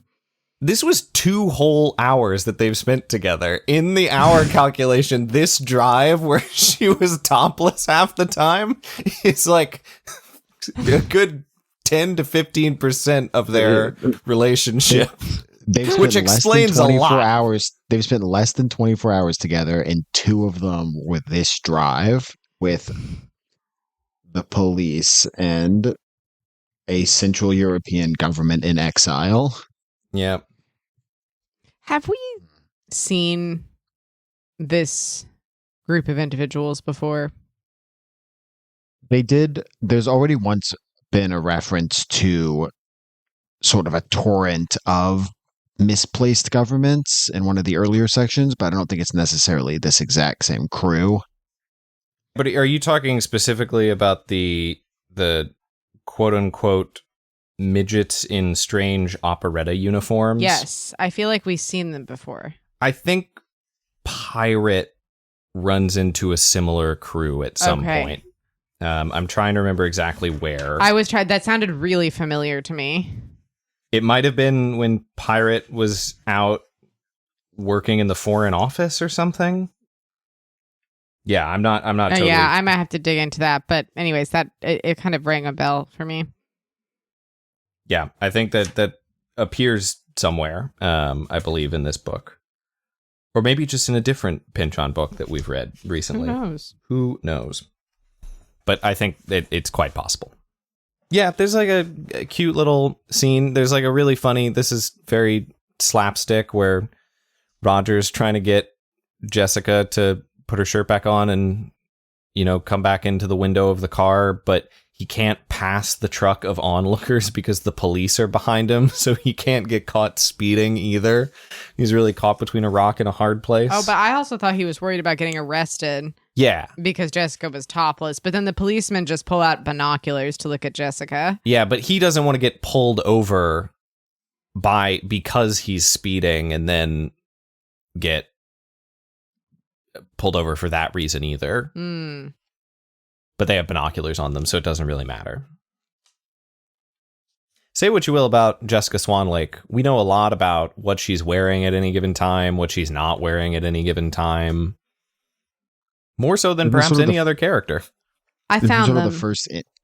Oh, go ahead, Duri. I was also looking for them. Yeah, I found the previous. It's on page 37. I'm trying to remember what was happening. Are they in when they're hanging out in that bar? This with is everybody when in the seance is happening? Roger Mexico. No, sorry. Pirate. When Pirate was having the affair with Scorpia Mossmoon, right, and then left her off at Waterloo Station, he saw Fred Roper's, quote, company of wonder midgets off to an imperial fair in Johannesburg, South Africa. Yeah. That's right. And they're similarly wearing like frocks and overcoats and costumes. Yeah. And we're all at the train station when he said goodbye to Scorpia. And now I guess he drove by a group of quote unquote midgets in operetta uniforms. Yeah. I don't know what Thomas Pynchon is doing with the representation of dwarfism here, but I don't know either. I guess the only thing I can think of is that like Pirate's relationship with Scorpia is sort of paralleling Roger's relationship with Jessica a little bit. Well, you know what we do have in this section that we read is like a reference to Freaks, the 1932 sort of pre-code movie that was like lost for a really long time and heavily censored at various points. That's all about sort of carnival performances and like the you know, it has recently been resurfaced as like an exploration of community and bodily differences and like comes up in that recent Guillermo del Toro movie Nightmare Alley, like owes a lot to Freaks from 1932. The 90s comedy Freaked owes oh my god, folks should go watch, which is absolutely gonzo, but I'm glad I got a chance to reference it on the podcast. 1993, Tom Stern and Alex Winter, also related to Freaks. Anyway, so I do wonder if we're getting some of this, if we will continue getting some of this like carnival-esque imagery throughout here. Maybe it's building in that direction. I don't know. Sort of sideshow, I guess. Yeah, intriguingly, the sort of tagline for Freaks and the image I'm looking at is quite offensive, but it's an exploitation movie, but also, you know, has had critical reflection since being sort of like resurfaced in its original uncensored form. Anyways, where were we? Roger is a cinetophile. He loves combs. Yeah, that was a new word. Yeah, that's a new word for me. What else happens? Yeah, we're just kind of like cutting back and forth between different scenes of Roger and Jessica over the course of their relationship. It's a very, very efficient way to tell this story. Jessica keeps having visions that she tries to talk about with Roger, and Roger's not really... He's kind of dismissive of them. This is the first time we get any interiority from Jessica. We have her with the darts. There's a little bit there when she's like first... Really? Or are we just looking at her throwing darts? I feel like she had some thought about like interrupting the statistician. Oh, maybe so. With the darts, or like realizing that it was an inopportune time to start throwing darts. But this is like definitely the longest stretch of interiority we've gotten from Jessica.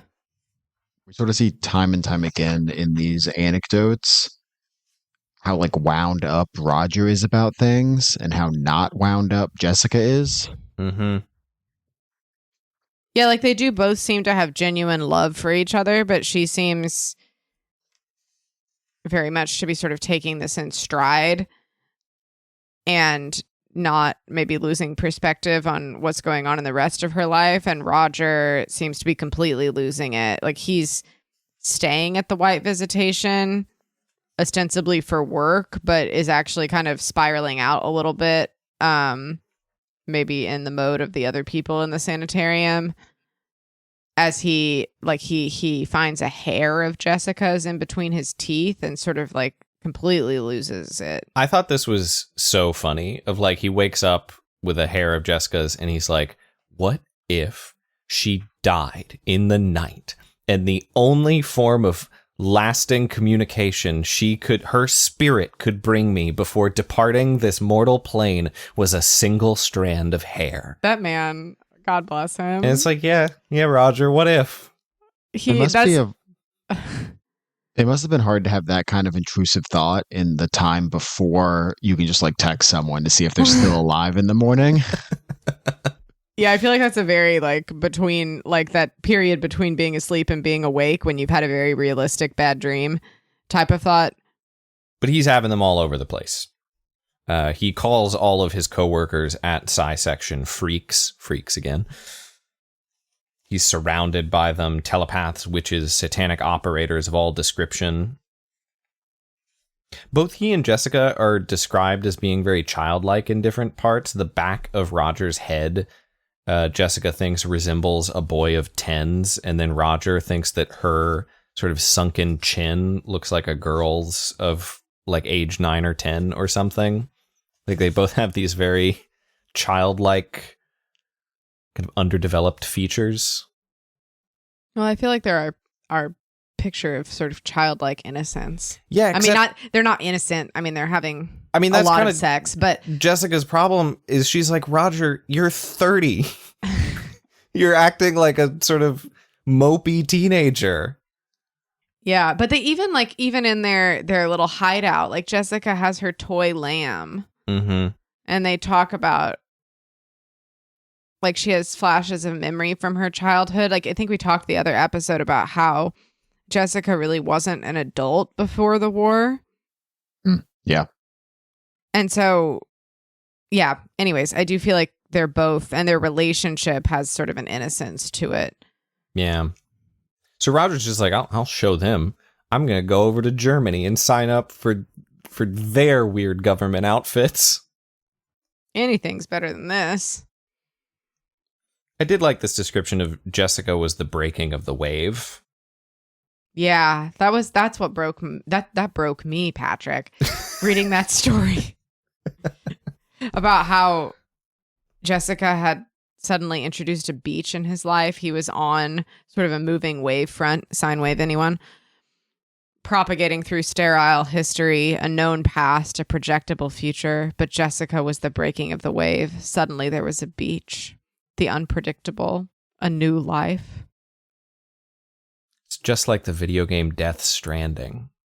And then we find out that she's not even really planning to stay with him. This part is brutal. The switch here of... where she's thinking about how he's a boy. And tonight, she'll be with Jeremy, her lieutenant, but she wants to be with Roger. Except that, really, she doesn't. I almost burst into tears after we see that he sees her as the beach that's been introduced in his sort of unending wavefront of death and war.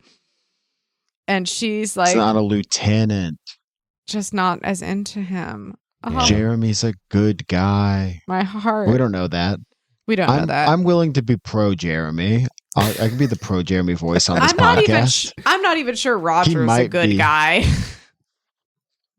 He's working in cahoots with pointsmen, which seems problematic, but yeah, I am rooting for him. I know I'm just going back and forth between sections and going like, I liked this, but the his bitterness, his darkness run deeper than the war, the winter. He hates England, so hates the system, gripes endlessly, says he'll immigrate when the war is over, stays inside his paper cynic's cave, hating himself.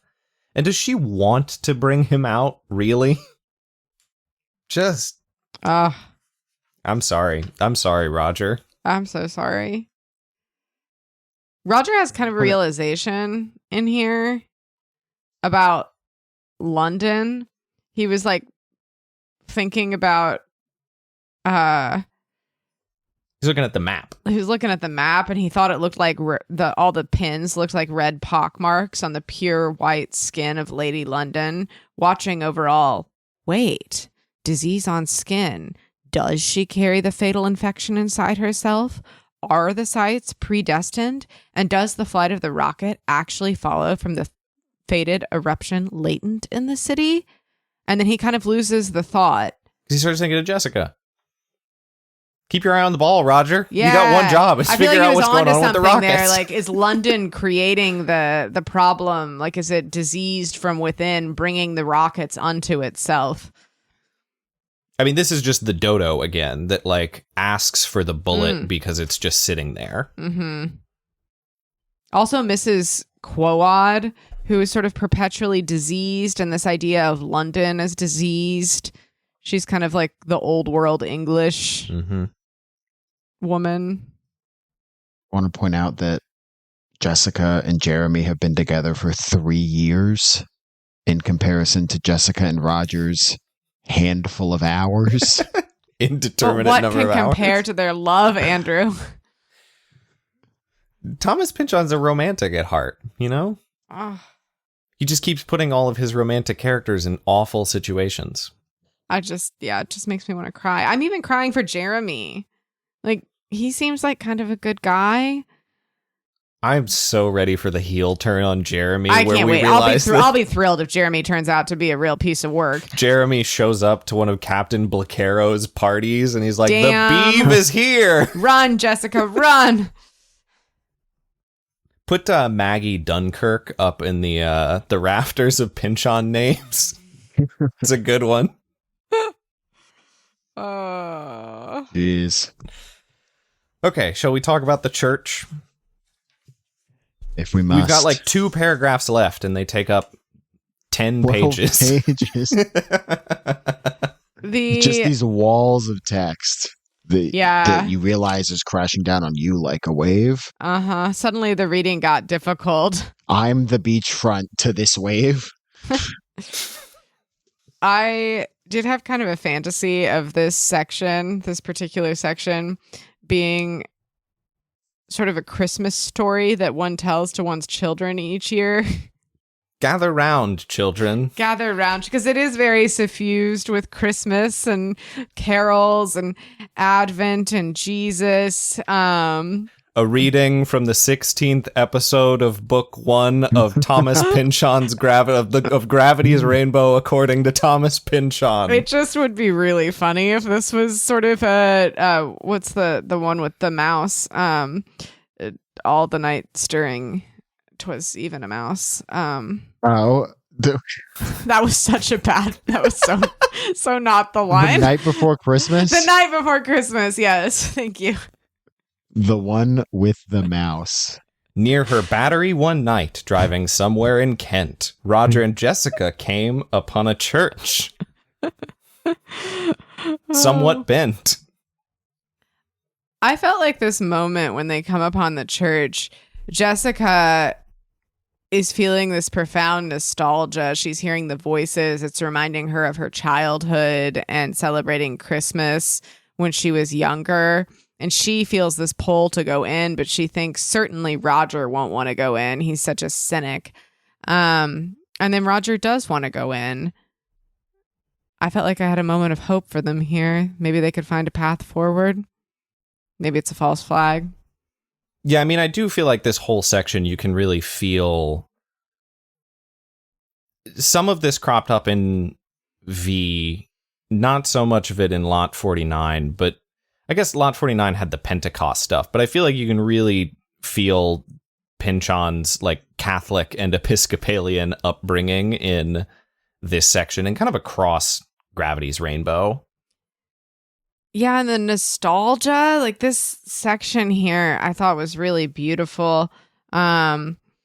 Often above sounds of melting snow, winds that must blow not through Christmas air, but through the substance of time, would bring her those child voices singing for sixpences. And if her heart wasn't ready to take on quite all the stresses of her mortality and theirs, at least there was the fear that she was beginning to lose them.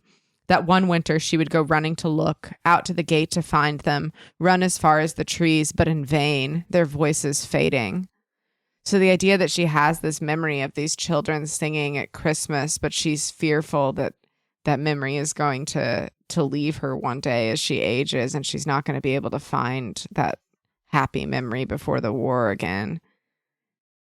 Yeah, she also has this vision of herself like in a chair as kind of an old woman, like looking at the inferno on the earth, and then suddenly the chair is empty and it's night. Jessica and Roger breaking my heart. Yeah. Okay, should we go through like a little roll call of the different images here?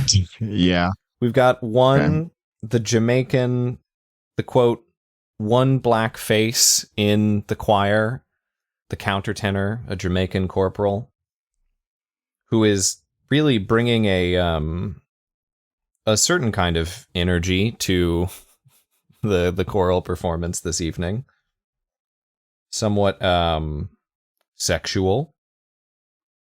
Also German? Per usual. Yeah, they're singing in German and Latin.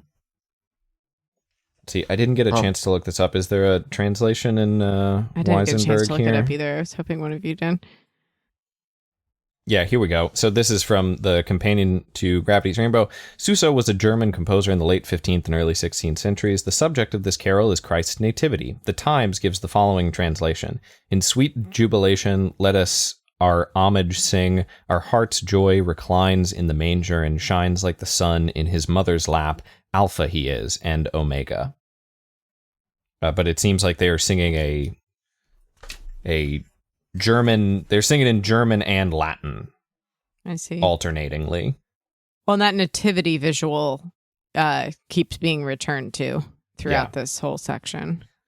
Yeah, this idea, the Latin, the German, in an English church, quote, these are not heresies so much as imperial outcomes. Necessary is the black man's presence from acts of minor surrealism, which, taken in the mass, are an act of suicide, but which, in its pathology, in its dreamless version of the real, the empire commits by thousands every day, completely unaware of what it's doing. So this idea that, like, English Christendom has just brought all sorts of weird contradictions into itself, like singing in German at a mass in an English church while England is at war with Germany. Sort of the conversion of the dodos also feels like a part of this. What sort of interesting circumstances colonialism has wrought, I guess. Mm-hmm. Jessica kind of looks at Roger. There's reflections on war. I mean, this is really just like a stream of consciousness. I like the toothpaste tubes. Oh, yeah. We cut to this. Lot of recycling showing up. It took me a long time to figure out what was going on because I did not think of toothpaste tubes being metal back in the day.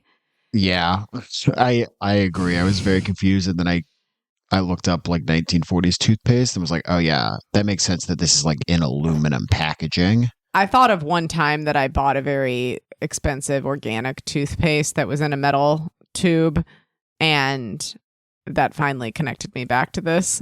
Yeah, as someone who finds like minty smells kind of disgusting, this was the hardest section of the book to get through for me. Harder Just like than the Swiss Alp?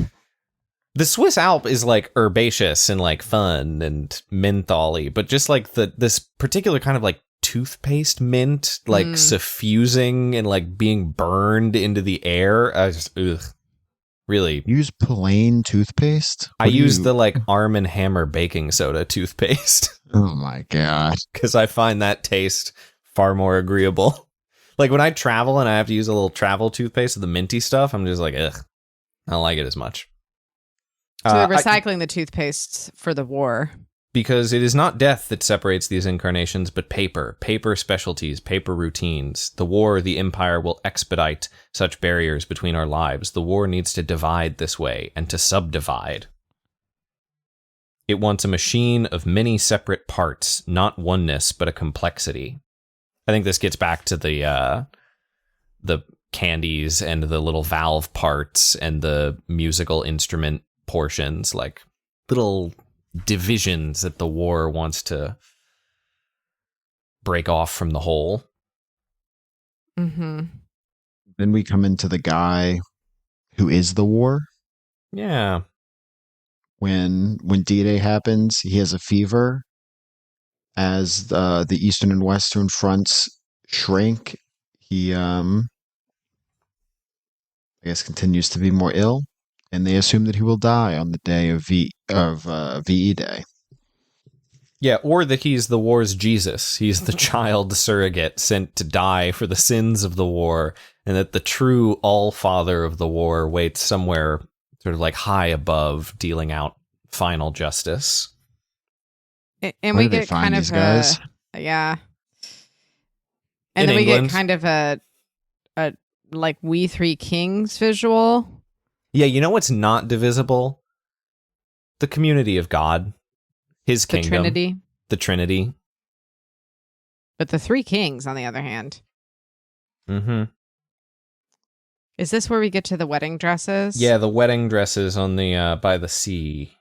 Was this like, did others take this to be sort of all the women who were going to get married and their beaux died in the war? Yeah. Or was Yeah, that too that's- literal of an interpretation? No, I think that's right. I think that's there. No one's buying wedding dresses, Mm-hmm. and the sort of streets and the shopping centers are abandoned. I think that is the main thing to take from here. I was surprised. Haven't we already talked about? Was it here that we were talking about painting stockings on, Painting stockings?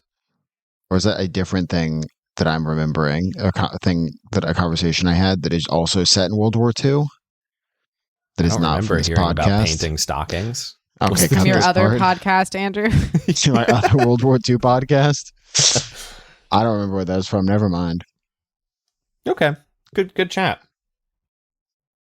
Yeah, we get their prisoners back from Indochina.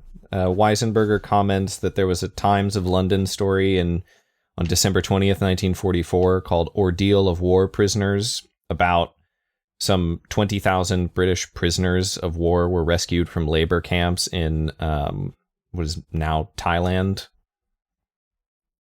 They had the Times stories about their difficulty returning to British society.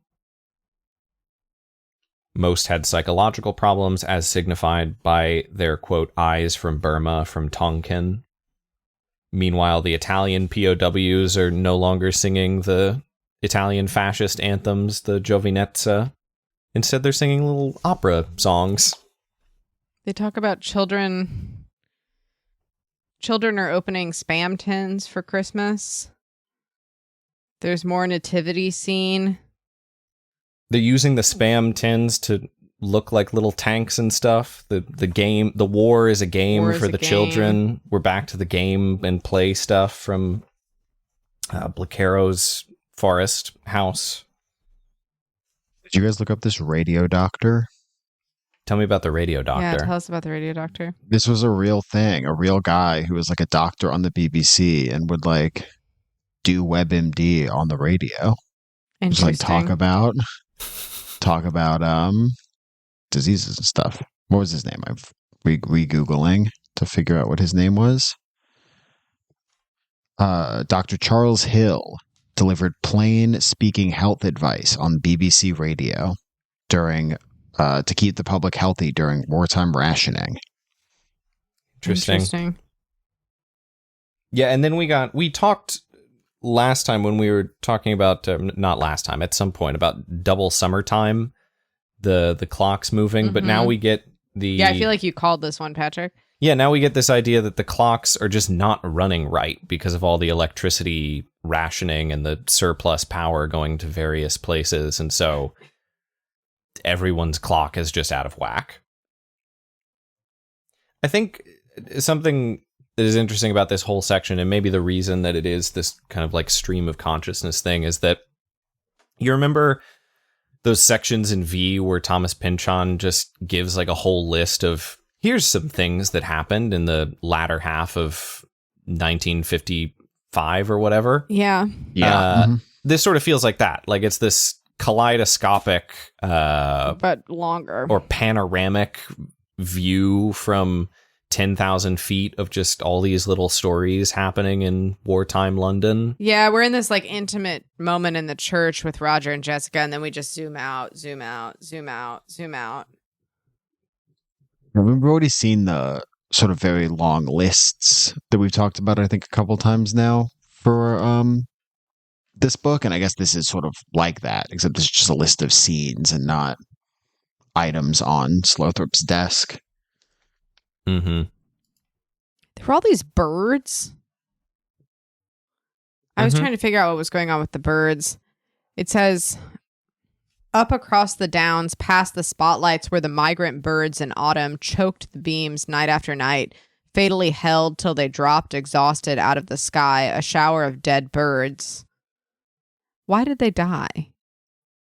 Sorry, roughly where on the page? Sorry, and on yeah, which bottom page? of 136. Yeah, okay. I found myself wondering, is it the electricity? We don't have to answer that question. It was a kind of an ominous image. And I had found myself wondering if like the lights confused them. Yeah, I guess they're choked in the beams of the spotlights. I would assume. Well, I thought they choked the beams of the spotlight. Yeah, Like, there were that's so what many birds. that is what I meant. The spotlights couldn't see anything because of all the birds. But then why did the birds die? Why did the birds die? Yeah, I think I just Googled this. I think, yes, nocturnal birds were confused by all the light. Oh, really? Oh, and then maybe, they probably flew into them, like how you fly into a window. They're probably Oh. flying at a giant search beam. I and, have like, heard that ramming you're into supposed it. to turn off your lights during migration season. Chicago's a big migratory That makes sense, yeah. point. Then we round off with, I guess, the image of the child and the Christmas star itself. The orange heat, the Christmas star, and helpless plunge to Earth. The Christmas star is yet another V-2 rocket that could be dropping from the sky at any moment. Listen to this mock angel singing, let your communion be at least in listening, even if they're not spokesmen for your exact hopes, your exact darkest terror, listen. Even the rockets are singing. Yeah, I felt like this section had sort of an interesting Christmas spirit. Yeah. Leave your war a while, paper, iron, war, petrol, or flesh. Come in with your love, your fear of losing, your exhaustion with it. Or later on, light the path home, banish the adversary, destroy the boundaries between our lands, our bodies, our stories, all false about who we are, for one night, leaving only the clear way home and the memory of the infant you saw, almost too frail. There's a neat equation going on of the Roman census that drives Mary and Joseph all the way up to the inn, and sort of record keeping and number keeping, Herod or Hitler. Yeah, sort of history repeating itself. And I had thought this line was sort of darkly funny. Sort of Herod or Hitler, and then thinking about all the other players. And it says, for a baby to come in tipping those Toledos at 7 pounds, 8 ounces, thinking he's going to redeem it, why, he ought to have his head examined. But on the way home tonight, you wish you'd picked him up, held him a bit. So there's, I don't know, like this, it's kind of, I don't know, sweet. Well, we're given this in the voice of like one of the chaplains at the Battle of the Bulge, like, because it says, fellas, the chaplains out in the bulge are manly, haggard, hard drinkers. So you got to imagine this like big, burly For a baby to Catholic. come in, why, he ought to have his head examined. Exactly, yeah. Like this is the guy whose voice we're in. Yeah, it's sort of this vacillation. I don't know. I found this chapter. I was kind of kidding when I said this could be a Christmas story, but I found this segment to be It's great. oddly hopeful, or like I felt like Thomas Pynchon really painted sort of like a peaceful, like snowy carol or like Christmas scene where people are sort of coming together and feeling love together in the midst of all of the horrors of the war. And he still manages to fit in the adjective piss swollen. Just Yeah, How- talented man, talented writer. He contains multitudes. I think with some of these really long stream of consciousness sections, you can get really bogged down in each little detail, and I think sometimes that's informative. Although we would never do that on this podcast. We would never do that. I think it can be informative for making sense of what's going on, but I also sometimes just read them and sort of let them wash over me and feel the vibe. Mhm. And I do feel like Thomas Pynchon is really good at conveying a vibe or putting you in a place and like having you feel what the people standing in this church are feeling. They're feeling like togetherness and love for each other and tenderness and hope, but also are aware of all of these other things that are going on and are carrying all this baggage with them. And I feel like it really puts you there. I think, and maybe this is like a good summative statement for this whole section that we read, for me, is sometimes I let all that stuff wash over me, and then like occasionally I'll miss like what I'm, the assumptions that I am being led to make by the like luxuriousness and the rhetoric of the language, where like I'm reading about those dodos on the beach finding salvation, and I'm like, yes, bless the dodos. They too are God's children. And then shortly thereafter, Pynchon reminds me, like, what do we have to gain by converting the dodos? And like, aren't the fact that they're saved, doesn't that just make it easier to slaughter them? Because then they're all part of God's plan anyways. And like, I think that's the thing that I'm always really impressed by in his stuff, is that he can lead you along like that and bring you all of these things. And then if you're not careful, really trap you into some weird thought patterns. I hadn't thought about everyone in the church being like a dodo. Oh, I hadn't even either. I just thought of that as you said it. Ooh. Did the dodos on the beach? Wow, good we read this section of chapters together. They really bookend each other nicely. Andrew, do you have any final thoughts on our section here this evening? I mean, I agree that I think when I was reading it, you sort of get pulled into the rhythm and you go along, or at least I do, you just sort of get pulled along as if kind of on a lazy river. And then I ended up rereading most of it because I had to be like, what was going on in that? What was going on with the toothpaste? Let me go back and reread that couple of paragraphs in so I can figure that out, because I sort of got to the end and was like, I don't really know what just happened here. Yeah, it's definitely a read and reread sort of book. Christ the Savior is born of the toothpaste? Crest the Savior. The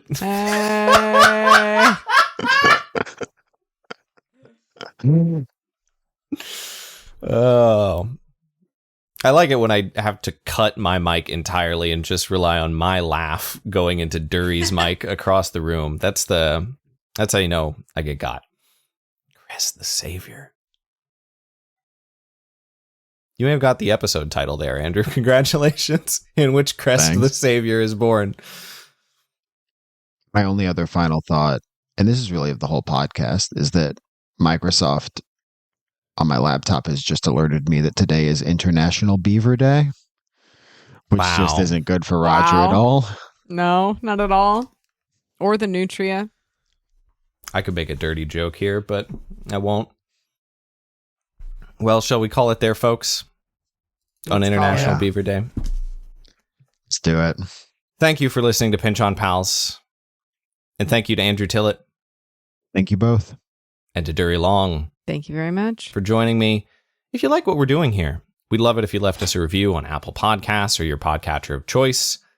Our next episode, we will be reading. I realized I messed up the count last time, so let me double check the count this time. We're reading to the end of book 1. This is an easy one. We're reading to the end of book 1, correct? Yes. Yeah, we're reading to the end of book 1, so if you get to book 2, you've gone too far.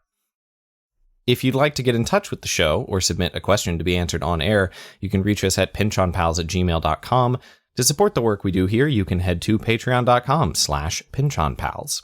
Our theme music is Horology by the inimitable King Gizzard and the Lizard Wizard, released under a Creative Commons Attribution No Derivatives license on the album Polygon Dwanaland. Pynchon Pals is produced and edited by me, Patrick Fiorilli. You can find more of my work alongside my newsletter Critical Theory Craft at my website, www.patf.io. Until next time, we haven't hit them with a see you later alligators in a while. See you later, alligators. Walked with death, parading his also wearing a apparition. The castle walls a twist of fate. It's my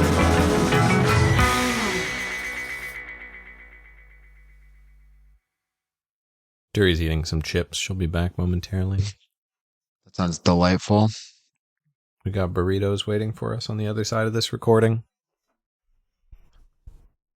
You guys always have that meal waiting for you. I eat before the pod, but I guess at Eastern time it makes more sense to eat beforehand than to wait till like 10 p.m. We would eat beforehand probably if we weren't recording at 5. Yeah, you guys are really in the... There's only one thing that makes sense to do. What? I'm just talking to Andrew. About what? About eating. I'm just talking to Andrew, the thing we do for 4 hours every 2 weeks. What?